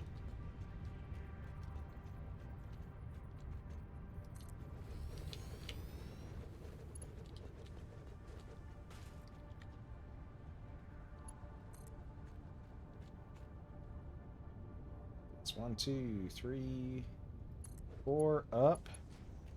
1, 2, 3, 4 up. Is that a whole ass galaxy I can see? That's wild.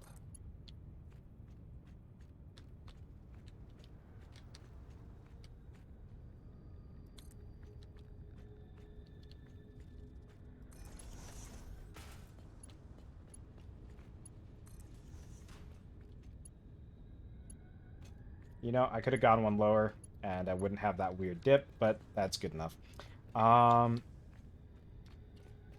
And then this is going to go to the sink, which means I can just make a merger right about there.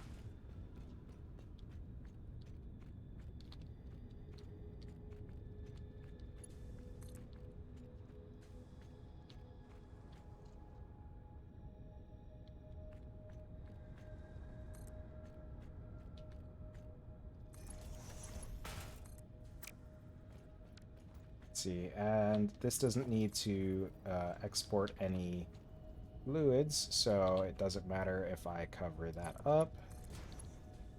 Connect to there.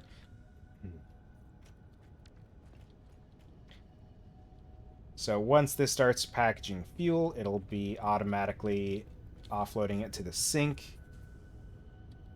The sink, which is going to be,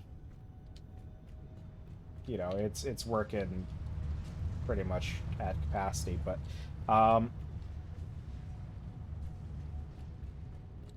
so let's see how many of how much of this are we putting out? 120, 240.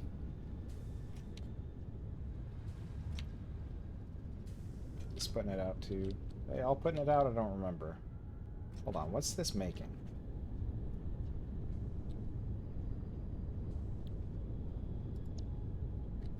Oh, okay, yeah. I remember how these work now. Because these make the heavy oil residue, which I didn't have a packager, so I didn't have a good way to offload that. So the best way was to make refineries that turned it into petroleum coke, and because I didn't have a use for it, I just sunk it. So that's about 360. That is beyond the capacity of my conveyor belts by quite a bit. So my sink line, unless I made another sink line, is completely at capacity. I would need to make another awesome sink to account for that, which I absolutely could. I truly could. But that is kind of an insane thing to do. And if I can get my conveyor belt Mark IV, then I might not need to worry about it because a conveyor belt Mark IV might do 360 capacity. Or it might be 320. I'm not sure. I don't remember. If it's only 320, then it's not going to be enough to make up for that just with that petroleum coke situation. Um,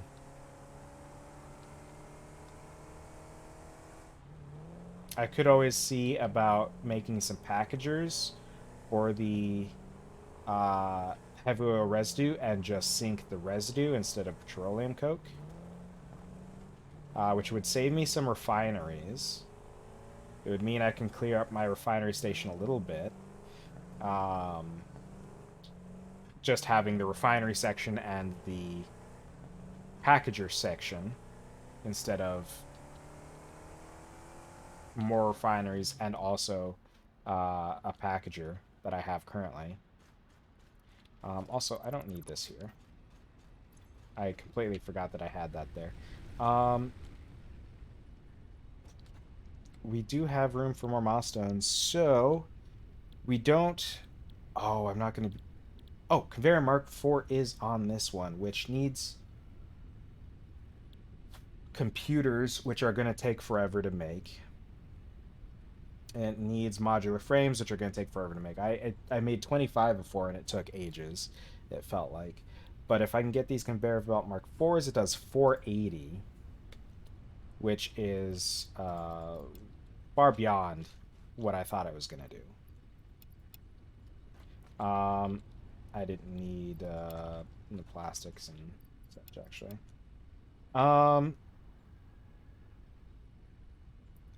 So let's grab a bunch of concrete and see if we can knock out these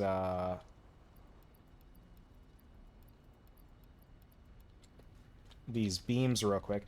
We're gonna just handcraft a bunch of stuff for this. We're gonna go about it the slow way because that's what we're established for right now. Otherwise, we're gonna spend another hour setting up production lines for one of these things probably, and we're not gonna get anything done during the stream. So,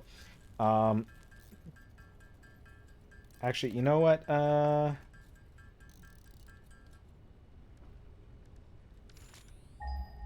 Check for limestone and see if there's any in the direction of the steel. It seems like it's all... maybe I need to be closer to it. I don't know what the range of the scan is. Sometimes it seems like it goes super far, but other times it seems like it only goes like a pretty short distance from where you are. But if we have limestone over here somewhere, then I can set up I can set up production for the reinforced beams pretty easily. It's a little ways away, but I could do that.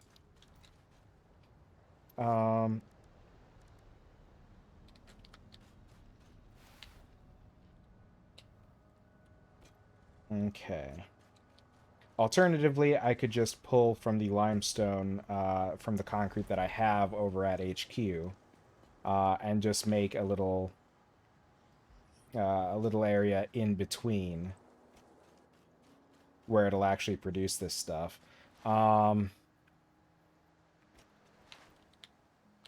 Ideally, I'd rather go with the one that's behind the steel, though. I think that'll result in a neater layout instead of having more conveyor belts running from this place. This is not a well planned out area because it wasn't planned out.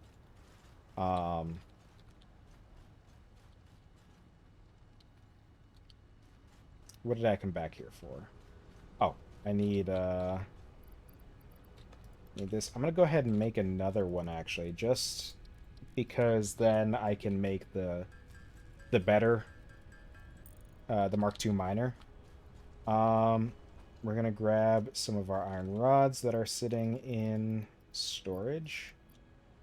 Make sure we have those. So we're gonna have a Mark II miner. Gonna need modular frames for that. So what we'll do is we'll set up the production line for these encased industrial beams because once we have the Mark IV conveyor belts, we're going to need these beams for those conveyor belts. So we want to have these being produced either way. They're the highest priority for um, production line right now. So concrete will take 45 to make 15, which I can ramp up to about 112. So with two of these, I can do 250 to make about 75. 75 concrete per minute. And then is it an assembler to make the beams? Because it's two things, right?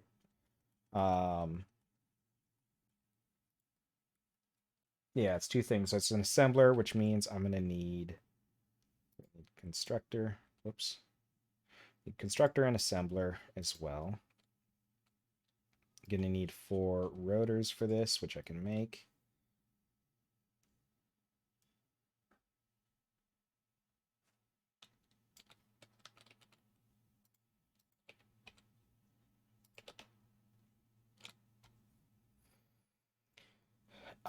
And let's see. So I get 6 per minute off of the basic. That's going to take 30 concrete. If I have 2 of these, I do 75. Can I make this take 75 concrete? Yes. So I can up this to 15, which means I'll need 60 steel beams per minute. That is the part we will worry about later.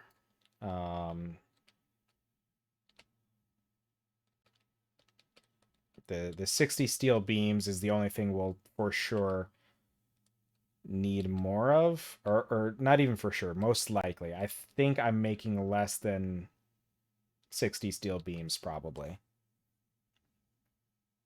And I'm going to be hitting I'm going to be using almost all of my power shards to set this up, so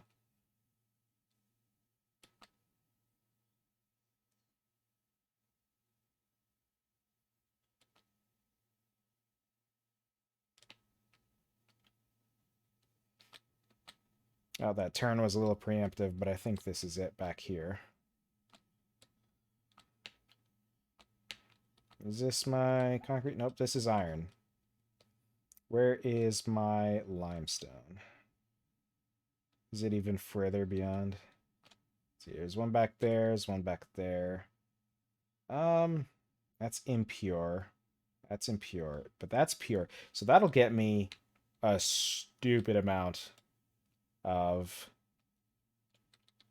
limestone. So that's definitely the way to go. It's right here.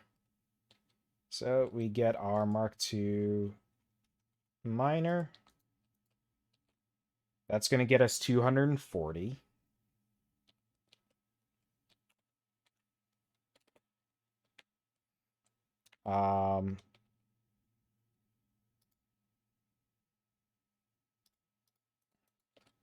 It's going to get us 240, which we're going to...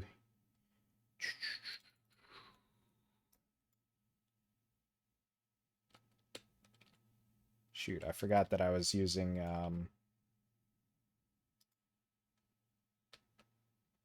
Let's see. Yeah, we'll have our concrete be made right at the spot. We'll just have a splitter in front of one of these. Whoops, I closed the menu.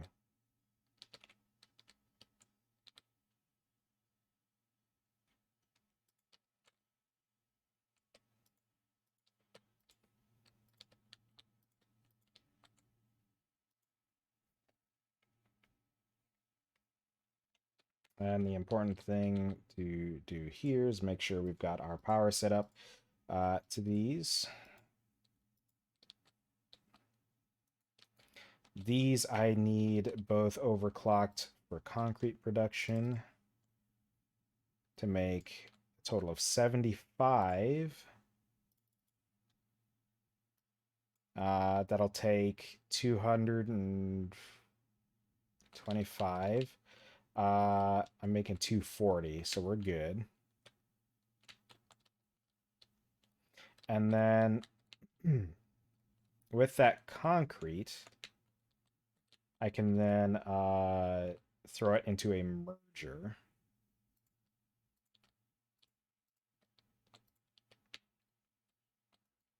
Because that 75 concrete will definitely fit within the capacity of my conveyor belts. And I need to take this to steel, which is roughly over here.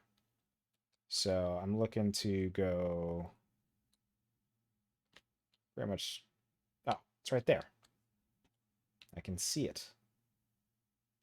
Let's actually put this on the other side.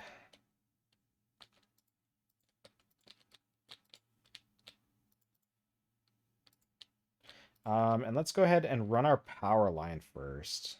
Then we'll run our conveyor belt roughly along the same path.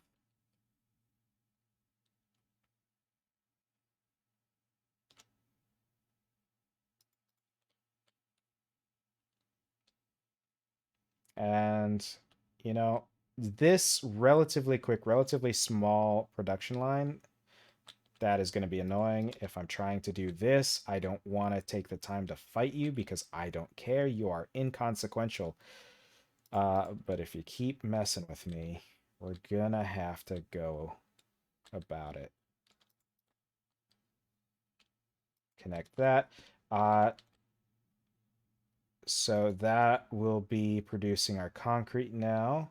Our concrete specifically for our reinforced steel. This is, yeah, this is only making 15 per minute, which is so much lower than we want. But it's going to be enough for now.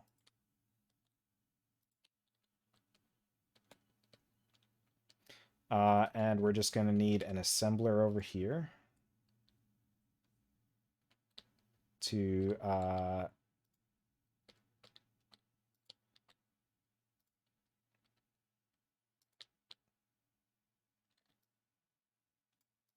think it'll look better if we do this because those look like they might be at the right angle. So this will be encased industrial beams. And if I have this up this far, so we're going to be real far behind on how much steel we're producing here. Again, the whole steel production is going to need to be revamped, but this is going to be enough for now.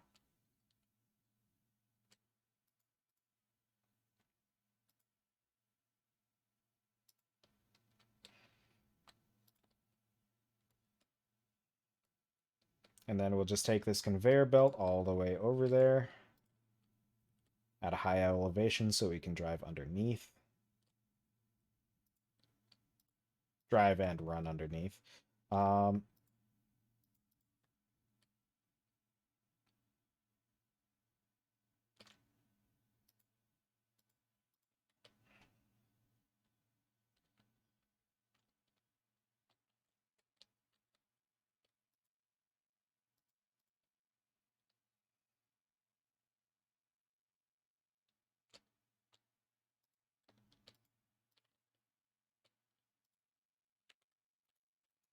So the concrete side of this production is complete.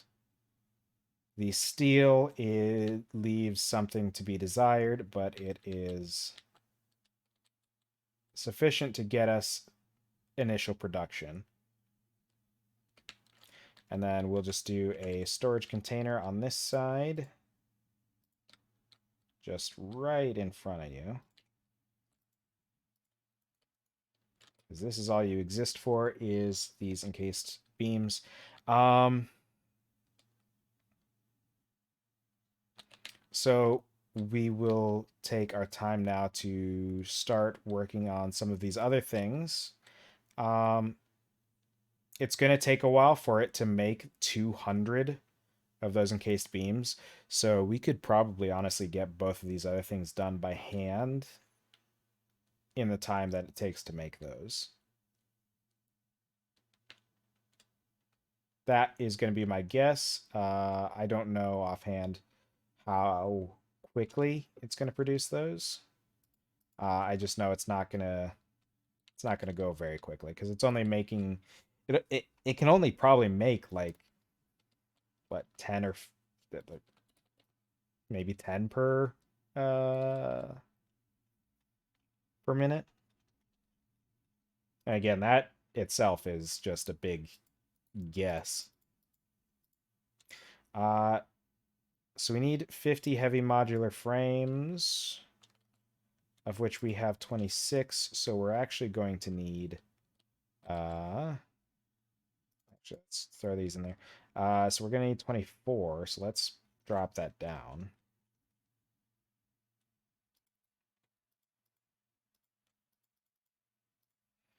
That means we only need 120 of these modular frames, which we have one, but they make them two at a time, so it doesn't help us any having that one. Um, oh, and we're going to need encased industrial beams for these, so that's going to be something we have to deal with. Uh, Having to just kind of steal from our production line or make them ourselves. Uh, let's toss these because those are extra. We're going to need to pull steel pipes, which are... Let's pull this and drop that in there. I'm going to need steel pipes because we didn't restock on those while we were over there.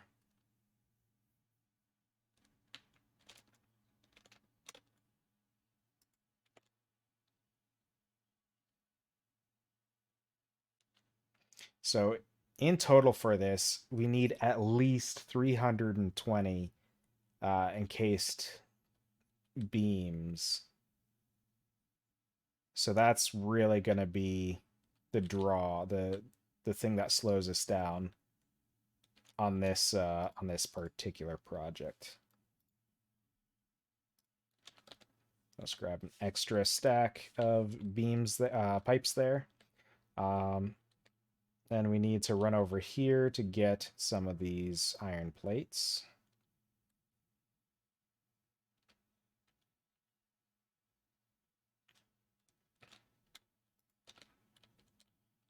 And then we can get crafting. We can make the modular frames. I think the heavy modular frames are the ones that need the encased beams. So we don't need those just yet. We'll get as far as we can, and then we'll start on the computers before we get to that. So we're going to just sit here and we're going to craft some modular frames for a bit just because otherwise um, otherwise we're not going to hit a milestone. And our hope is to get this power infrastructure milestone complete before the end of the stream. That's the goal. It is the goal, it is the hope.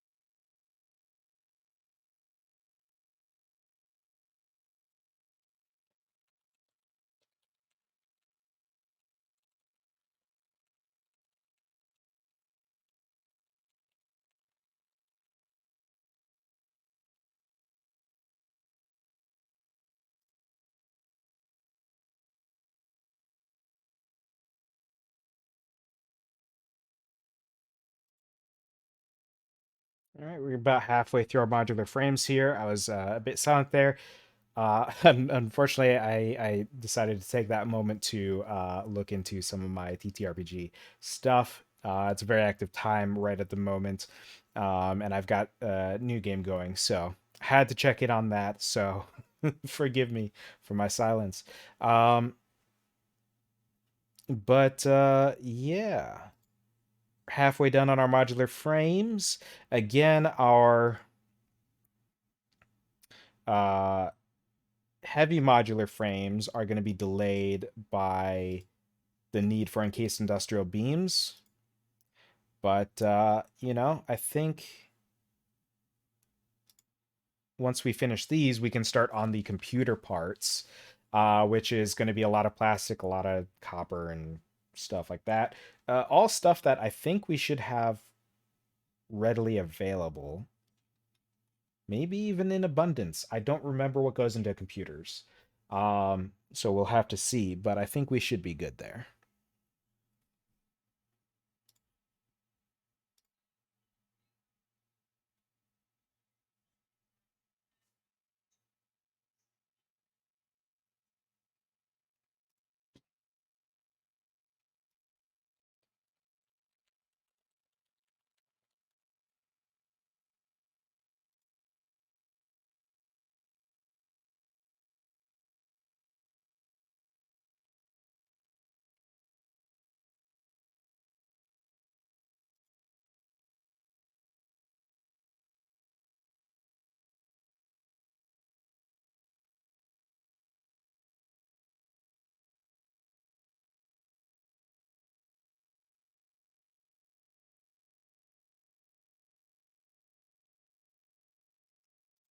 All right, that is my modular frames.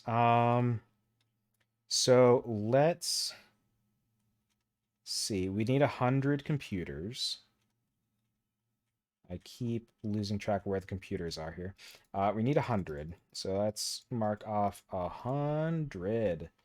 Um, it's largely screws and plastic and cable and circuit boards. So that means we're going to need 1,000 circuit boards. Which is also going to be a lot of plastic. We're going to do it this way. We're not going to hit that button that many times. Can I just... There we go. Uh,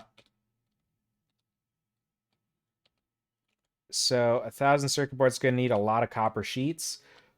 Here's my greatest issue is I need to set up a line for copper sheets at some point because this is all I have for copper sheets.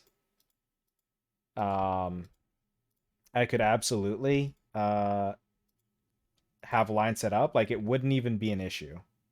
Wouldn't even be the slightest bit of an issue. However, I just haven't done it, which is the case with a lot of these things. It's not a lack of ability or capacity. It's just it hasn't been done yet. Um,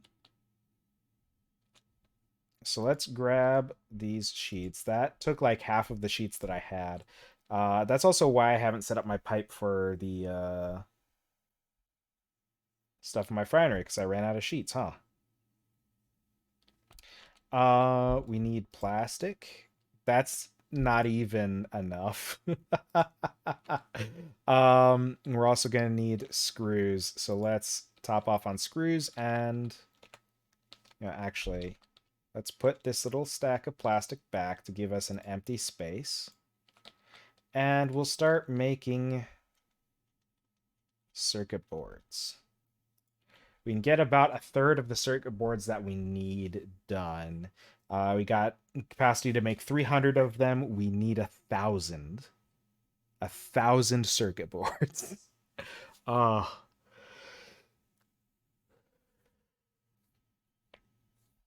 the only thing we can really be thankful for is that this doesn't take as long as making 1,000 circuit boards would actually take. Because almost certainly, like getting 1,000 circuit boards would take way longer then it's going to take me to do this. Like it, the workbench looks very basic for this kind of work. Um, the tools supplied are very normal tools, but apparently I'm able to produce circuit boards. I guess I do have the some other forms of technology. It looks like maybe like a like 3D printers or some sort of no, that it's like heating elements on the sides. That's like some sort of oven. I don't know what that's for. Um I don't know. Like if it was like a 3D printer, it would make more sense, but I don't think a 3D printer has heating element coils on the side like that. I feel like the heating elements would be under the base because that's the part that gets hot, isn't it? Um, I also don't have 3D printer, so I don't know from experience. I want to get one someday though. Need one to make those, make all the minis and stuff that I want.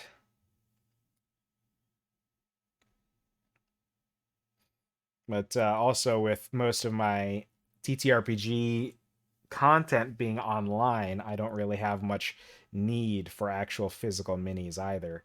So it's like it's a whole thing. Like what's even the point?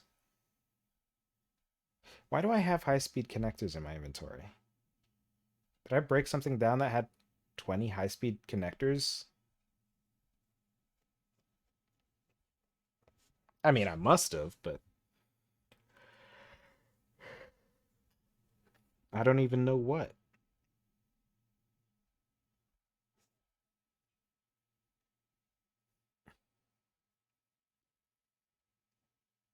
So, again, this is one of the situations where we're going to be here for a bit. We're going to be here for a minute because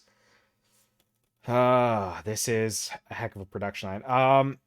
Shoot, honestly, circuit board production line isn't something I've really done in a very good setup before, but I know there's copper near my refinery, so I could set up a circuit board production line in the refinery really well. Um, then I would need screws, which there's probably iron out there. I would need cables, which again, there's stuff for that out there. So I could probably make a computer production line pretty easily out by my refinery. I don't know how fast it would be, but I could do it. And I think it would work out really well. It would be convenient because it'd all be in one spot, if I'm remembering correctly, at least.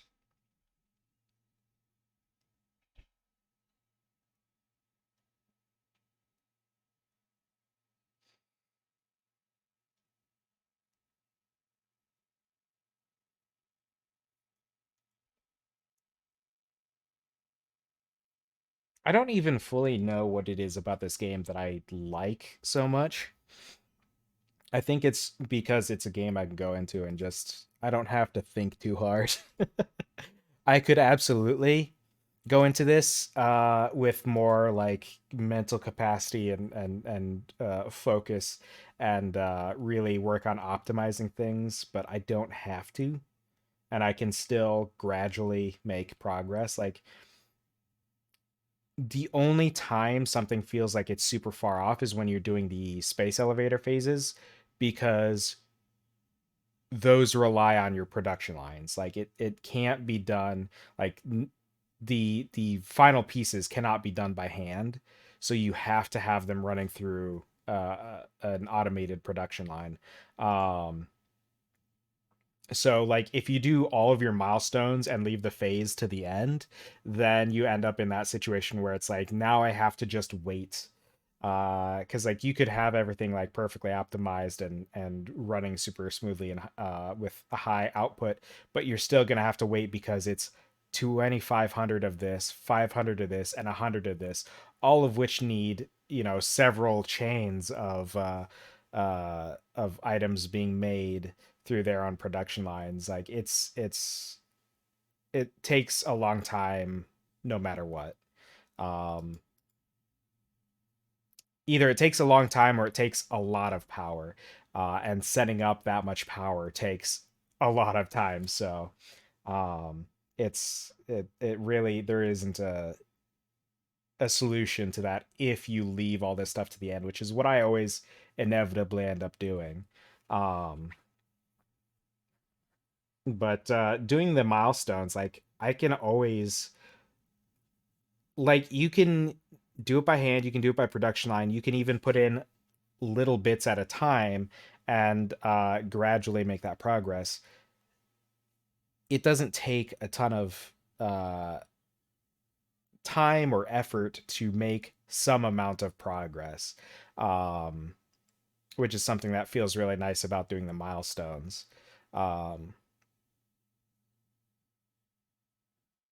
and when you do each of the milestones, right, they give you a bunch of rewards as well. There's a bunch of things that you unlock.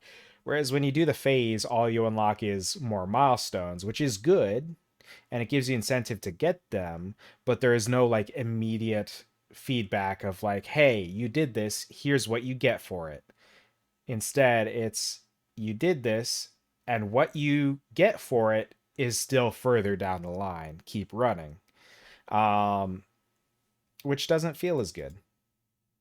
So like maybe like I think at least it would be nice if by the time they're ready for a full release of this game, there is at least some reward, some immediate reward you get for completing the phases.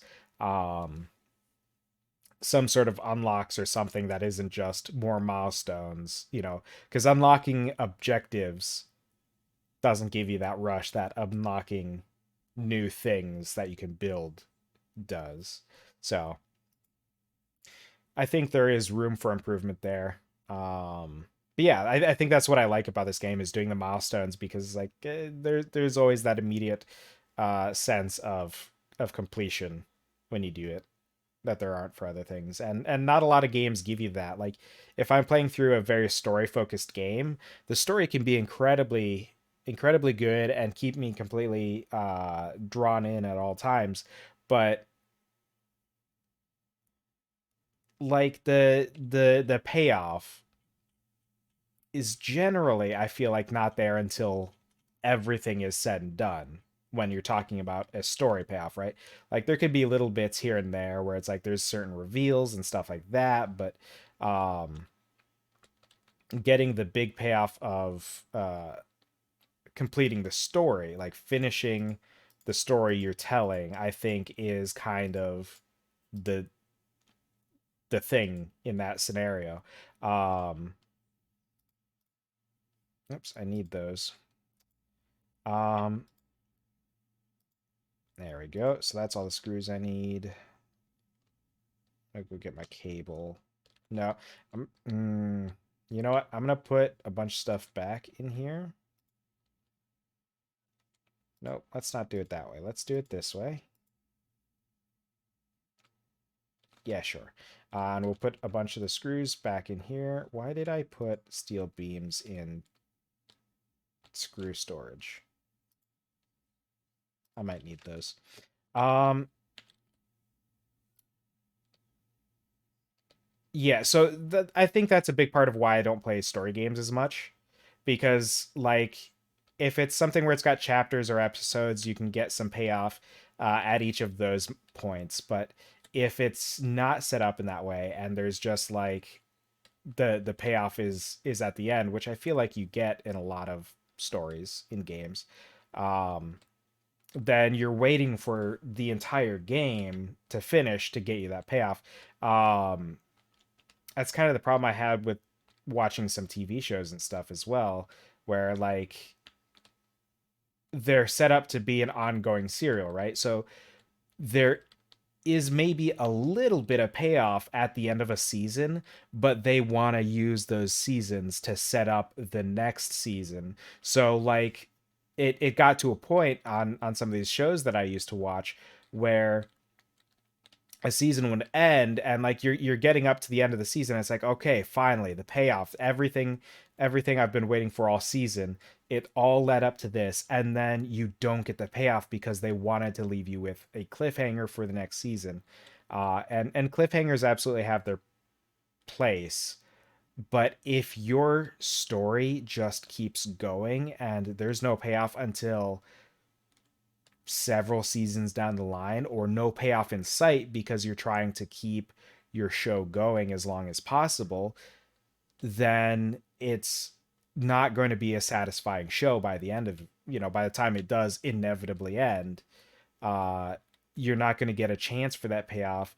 And in the way that these shows are often done, by the time it ends, it's usually ending very spontaneously because like they've decided like, oh, your show isn't getting the ratings it used to. We're cutting you off. End it this season. This is the last you're going to get. There's no more renewal. And so they have a very rushed ending that doesn't give you the satisfying payoff that you would get if they had concluded these stories um, in the way that you would hope that they would intend to. Um, but at least with games and stuff, usually uh, their stories are such that the payoff is at the very least by the end of the game. Um, if not having little segments here and there, chapters or episodes or whatever you might refer to them as along the way to give you some payoff before like the final, the overarching story is completed.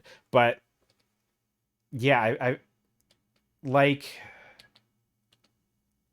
I was really into uh Devil May Cry 5. I thought that was an incredible game. I thought the story was really interesting. The characters are awesome, of course. Virgil ended up being my favorite character in that game. Already was before I even played the game, just from seeing clips and stuff like that from that game and others. But that was very much a game where, like, to a certain extent, I was kind of playing through the levels just looking to reach the end. Like, there wasn't, it didn't feel to me like there was much payoff in the segments in between. Um, it was all about the big payoff at the very end of things, uh, in a way. And even that, like, it didn't feel like there was like, I don't know what was the big payoff in that game. Like, what was the point of the story? It was you had, that's the wrong material. Um, shoot, I need to change this. Um, yeah, what's the big payoff in that game? I feel like uh I don't know. It's a story about family, I guess. Uh that's kind of the whole deal about it. So maybe you could look at it as the payoff being the brothers, uh, spoilers for Devil May Cry 5 if you haven't played it. The payoff there being the brothers Dante and Virgil kind of coming together. Nero, you know, being the good boy he is like, hey, neither of you is gonna die. Stop being idiots. There's bigger fish to fry here. Um, and so they kind of slightly put aside their differences to work together on you know leaving. What's going on here? Why isn't this? What's Oh, this probably hasn't started producing fuel yet. Um, they more or less put aside their differences to start to go and deal with the big problems at hand, right? Because they realized Nero is kind of a big shot these days, and that was the payoff. Was like they came together at the end to deal with the bigger threat, even though the entire lead up of the story was uh Virgil's doing some crazy shit. It was kind of the thing, even though you don't know that for necessarily for a bunch of the story. At least if you're new to the story like I am, like I think the only reason that I knew it was all related to Virgil initially is because I was already spoiled from the beginning. So it wasn't like a fully blind situation because the game had been out for a while. But the payoff was at the very end of the game. I ramble. I ramble so bad. But yeah, going back to my initial point, the payoff was at the very end of the game, basically.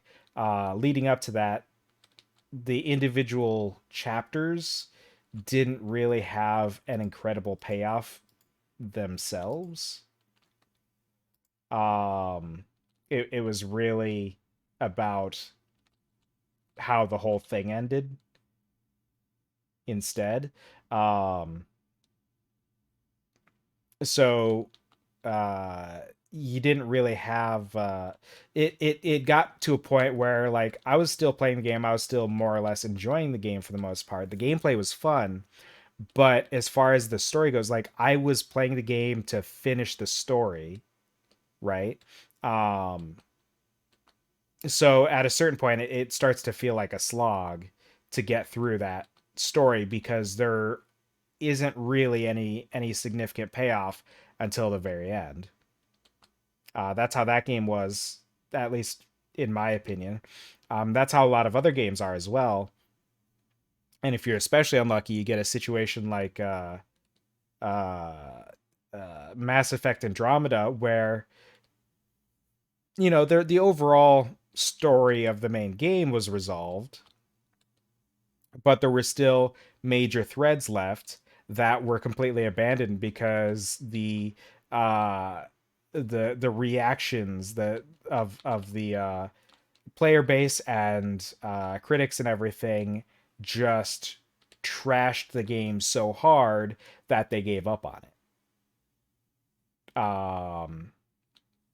Absolutely a fault of the critics and player base. Like the game wasn't nearly as bad as people made it out to be. Um, but they killed the game because of it. And so it's like if you missed out on those on that payoff that could have been because they set up this story that was to be released in DLC that never saw the light of day. Um, but that was another one too where like the payoff was kind of at the end of the game, right? Um, there were little bits here and there where it's like you found an arc and there's some stuff and there's some people. Um, because there was kind of two main threads is getting all the people that came to this galaxy together and taking out this threat of these weird aliens. Um, and you do one of those at the very end, and you do the other one here and there throughout. Um, so that one had some payoff a little bit, but the main like the threat of the aliens, the only real like mid-story payoff it had was realizing that these aren't just a different species that exists naturally. These are a created species, basically. They are a created mutated from other species um into what they are now. That was a payoff, and then you get the final payoff of taking out their leader, the Archon or whatever, and saving um saving the day. Sandbox games like this, you get a payoff anytime you finish something, right? Anytime you build something, like when I built that structure, that was a big payoff for me.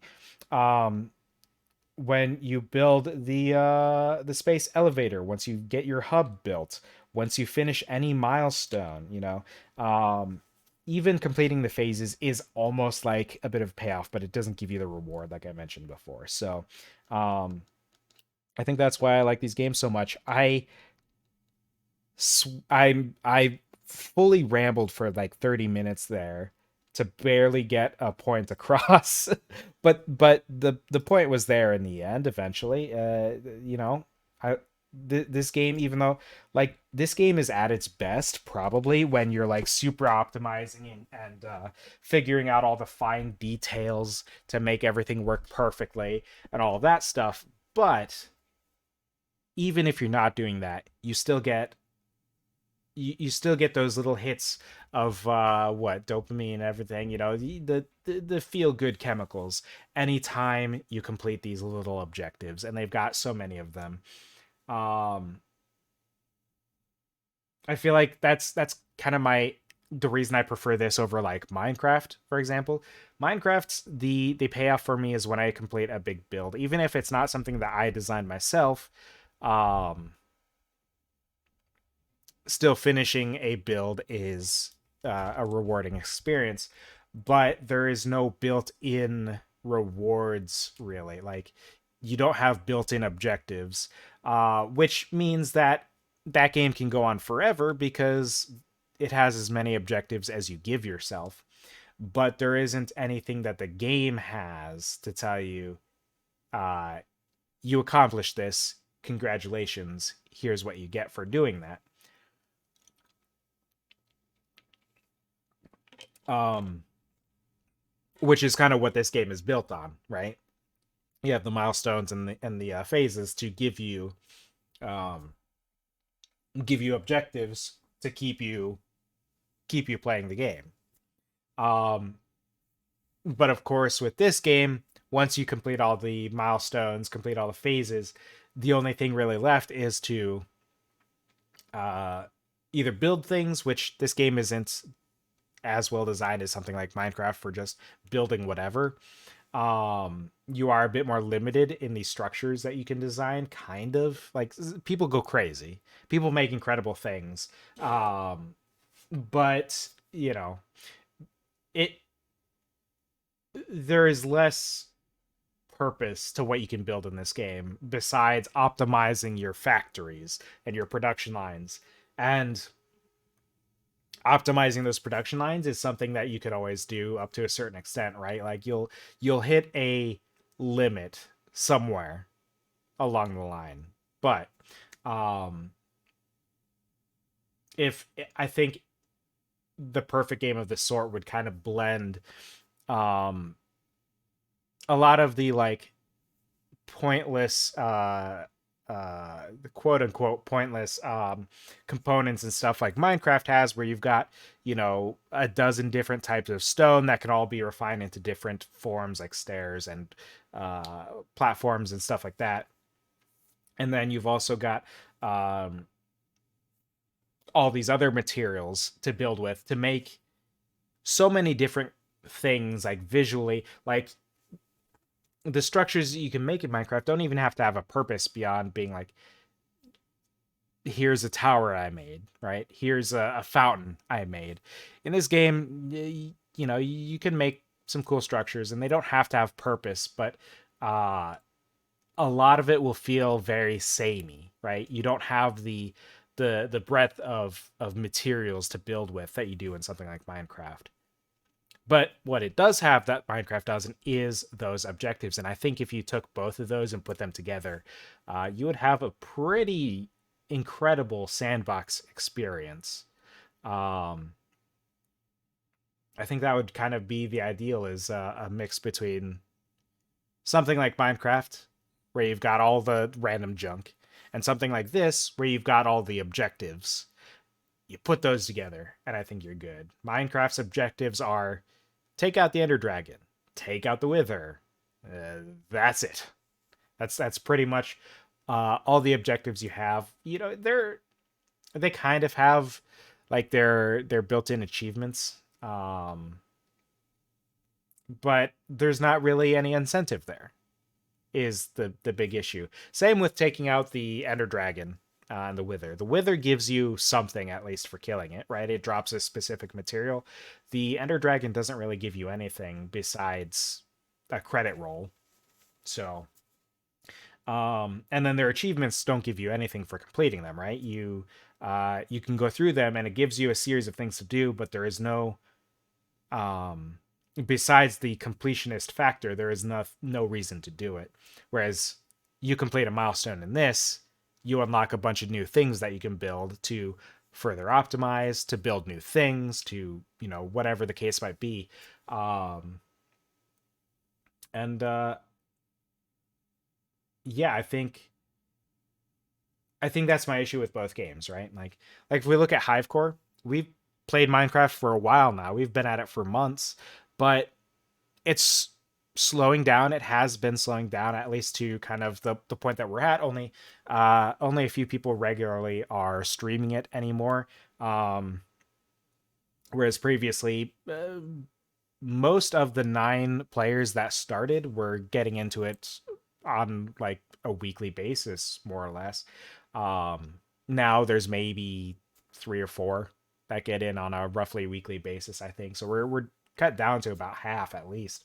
Um, and I think it's because there is a lack of things to do. You can always build stuff, but not everyone is the sort who wants to just build stuff.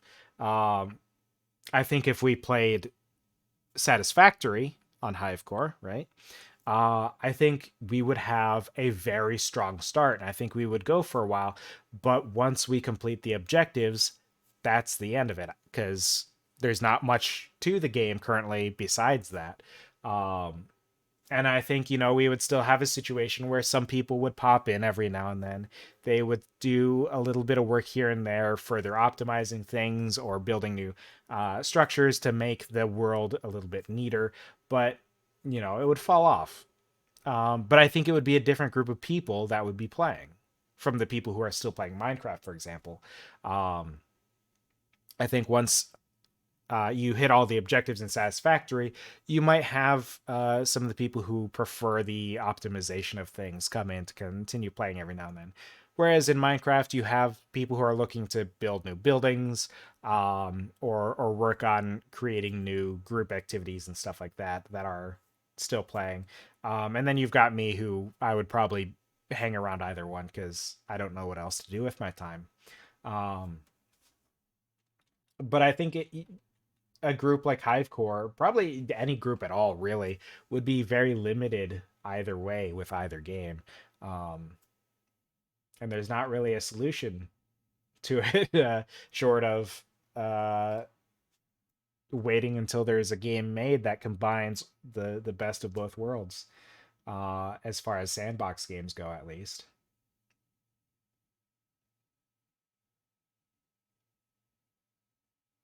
Didn't I have all the copper sheets I needed? I thought I grabbed all of them.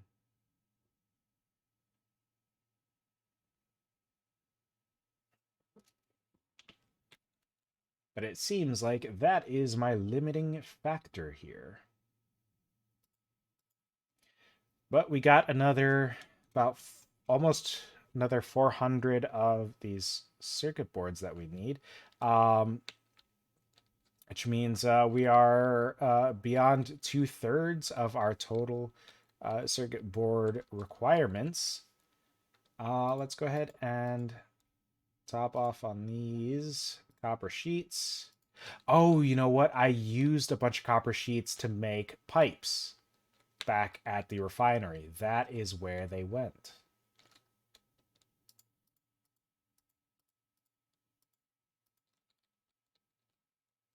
Um, that has me full, so I'm just going to grab most of these. And we're going to finish out these circuit boards, hopefully. I might need to grab some more plastic for these. I'm not sure. But actually, hold on. Where are we at? We need... Oh, yeah. We have Um, just enough materials to get this. So we will finish out these last almost 200, or almost 300 circuit boards. And hopefully that'll be done in within the next like 10 minutes or so. Um, because I'm not planning to go over 3 hours on this stream. This aspect took longer than I thought it would, honestly. I was hoping to get the computers and stuff done, but it took a while just getting through all this. But on the upside, I got to ramble about video games, and my issues with them on occasion. See, a common thread in my streams, if you haven't noticed, is that I like to complain about things. Um, That's truly not an inaccurate statement. I am, man, I don't know if I'm good at complaining, but I sure do it a lot. Um, but yeah, I think I don't know for sure if we'll be doing another Satisfactory this week, but we do have another stream time slot on I would have to double check, but I think it's Friday or Saturday. I think it is Friday specifically. Um, let's see here. Yeah, we've got another midday stream on Friday, so maybe we'll jump into Satisfactory again. Maybe off stream I will clean up some of these things, but I honestly I wouldn't plan on me doing anything off stream in this game. I feel like this game is at its best on stream. Like if I'm gonna do stuff off stream, what is it that I wouldn't do on stream, right? Like if I was gonna do anything off stream, it should be this what I'm doing right now. Because if I'm not talking, then there's not really a stream happening. But when we have this handcrafting happening, it's a good opportunity for a little bit of a sort of podcasty type segment of the stream, I think. So there is some benefit there. Not all is lost by me burning all my time during stream doing stuff like this. Um, but I definitely do need to take some time off stream. Maybe I'll do that either today or tomorrow in Minecraft, because I have a few things that I've left undone in the world that I don't want to do on stream. Um, Farming up some materials for building, uh, because cutting down trees isn't too exciting on stream. And maybe it is. Maybe it's okay as long as I'm, you know, as long as we got some talking happening. At least there's something there. I also want to do the water in the fountain of Atlan Grove on stream because I think that's something that'll maybe take me 10 minutes. But it's going to be 10 minutes of me referencing where the water placements are supposed to be to make sure the water flows properly. So it's that's the whole reason I haven't done it yet. And that's why I haven't done it on stream, right? So we'll see about that. I don't have any specific plans otherwise. You know what else I could do on Friday? Something I've been meaning to get into, something I thought about doing today was jumping into some Hunt Showdown. It's been a little bit since I've played that game. I unfortunately left their last events like 2/3 of the way through, so I didn't finish everything I was hoping to. But there is at least a moment now in that game where they're not doing an event, so I might see if I can jump in, burn off some resources so that I don't feel like I'm just throwing a bunch of stuff I have saved up away to do a prestige and start fresh from with no gear. Um, because I feel like between the events, what else is there to do but prestige? Like I don't know what else there is to gain otherwise between events. So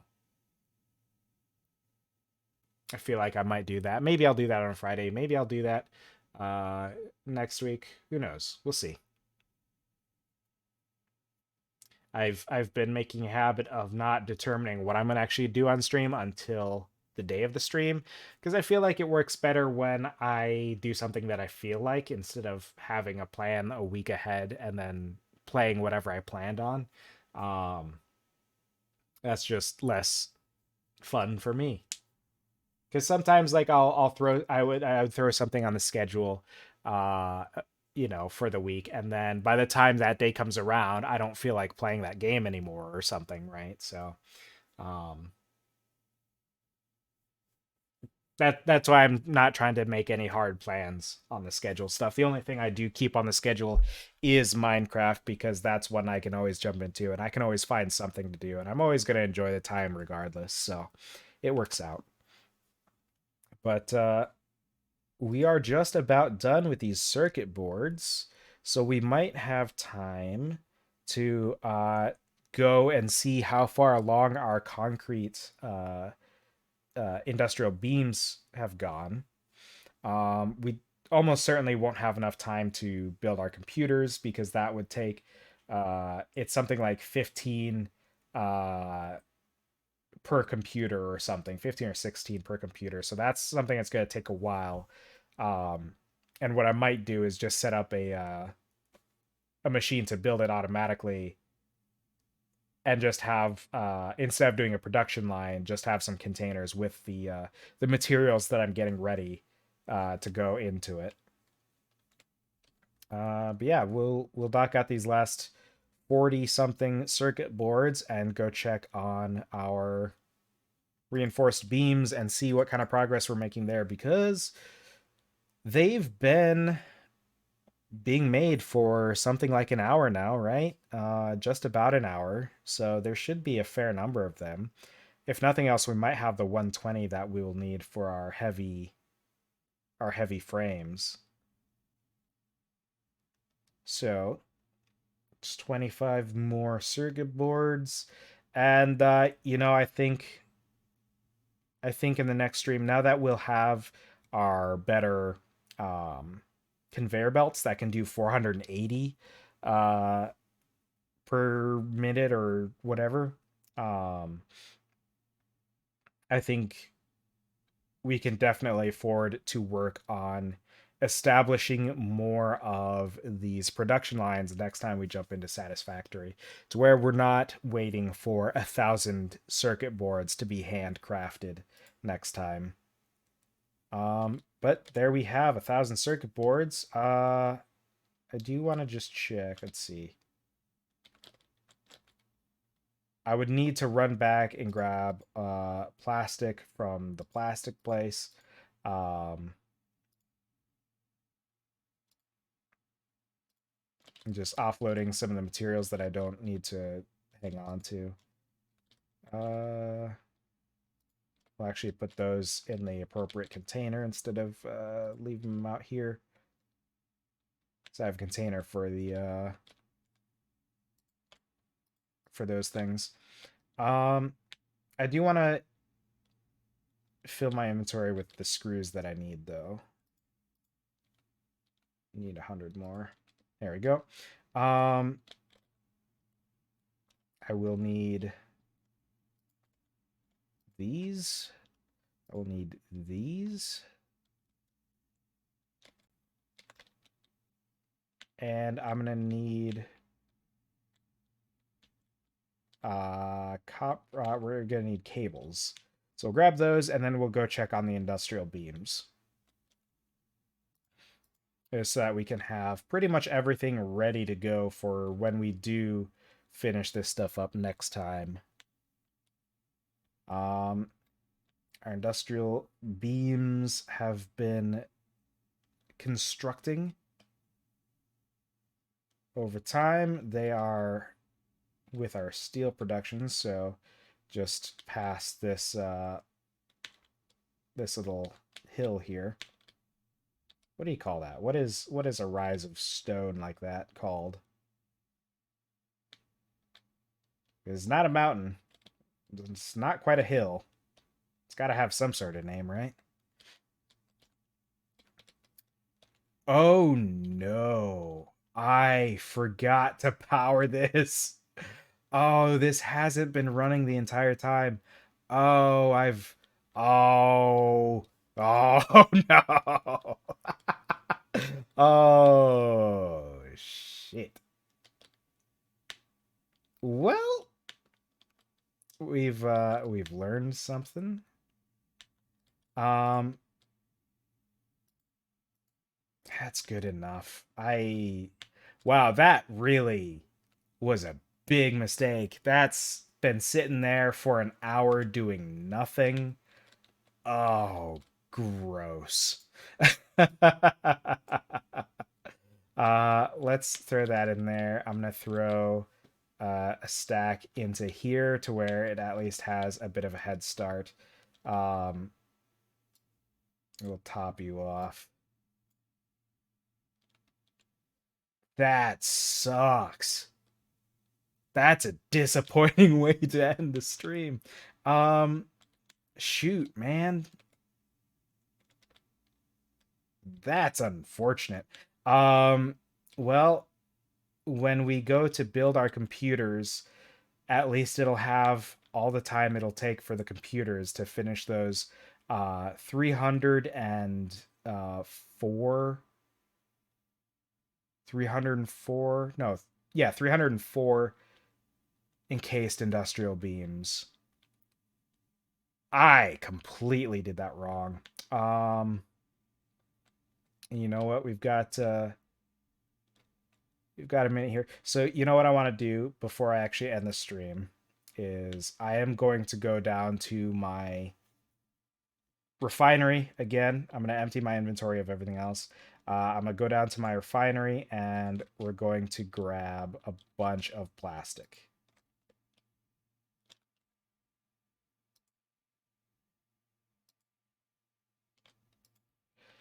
Should be plenty of room for an excessive amount of plastic, and we should be able to do it in just a couple of minutes. But we are getting ready to round things out here, so everyone who has come by, everyone who's been in the chat, except for that one bot who got dealt with. Everyone who has been silently lurking, anyone who is checking out the VOD on YouTube after the fact, thank you guys so much for coming by. I appreciate you each and everyone, and I will look forward to seeing you guys in the next one, whether we're playing Satisfactory or something else. We will see you then. But in the meantime, we're just going to drive down to our refinery here, and we're going to load up on a bulk load of plastic, and then we're gonna head back. That's even more than I need. That's a lot more than I need. We'll leave a little bit of room there. But you know what? I also wanted to check on this. We'll grab all of this because we might be able to. We might not finish our power milestone, but you know what? We will finish something. I believe we've got an upgrade in the MAM that we will round out our stream with. Disappointed slightly by our failure to properly set up our encased industrial beam production. We forgot to plug it in, and isn't that always the way? But we will end on the high note of getting this fabric unlock in the MAM using the materials that we just pulled from our refinery that we set up at pretty much at the start of the stream. Was it at the start? No, I think we started working towards it at the start, but it was a little ways in. Either way, we set it up a while ago, and now we are getting the payoff from having set it up. Let's go to the MAM. We'll see. I think I might need mycelia or something. I will need cloth. Fabric. What is the word they use for it? I'm not sure. My inventory is full, so let me just drop a bit of plastic here. Just drop it on the floor. We'll grab fabric. I think I'm going to have to drop some more plastic because I need more than 8. Oh, you know what? I'm not going to be able to do this yet. Because I didn't prepare to have... Oh, I can make biomass out of mycelia. I'm going to drop more plastic on the floor. I was worried because I thought we wouldn't have the biomass to make it, but we do, in fact, have all that we need. So we'll make this fabric, and then we will get our unlock. I think we need 25, right?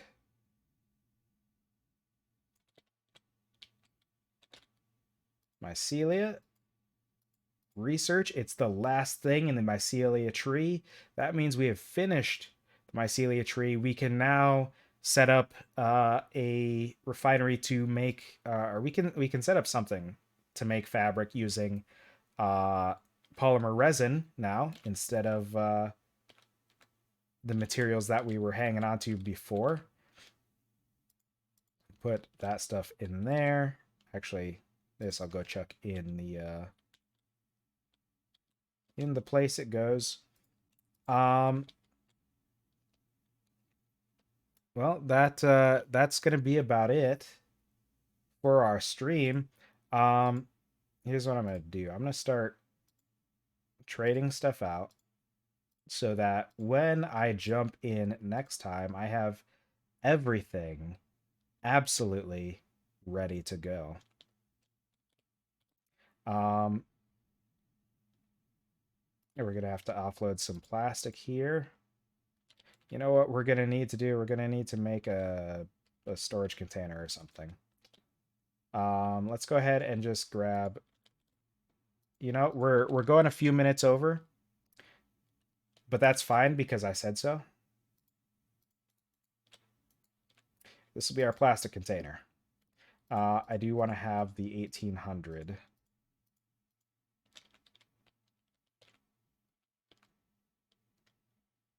This is going to be our everything that isn't 100% necessary.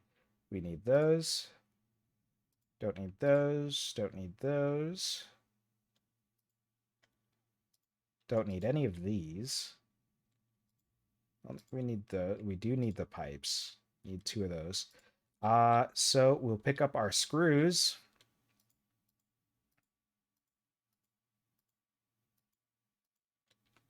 This inventory is now fully ready to go. The only thing we're missing is the encased industrial beams, which are being made as we speak. So next time we jump into Satisfactory, we will be ready to complete this milestone by crafting the heavy modular frames we need and crafting the computers we need. And then once we finish that, we can start working on more production lines. So that is it for tonight's stream. Today's stream. Today's midday stream of Satisfactory. And I look forward to seeing everyone next time. Have a good one.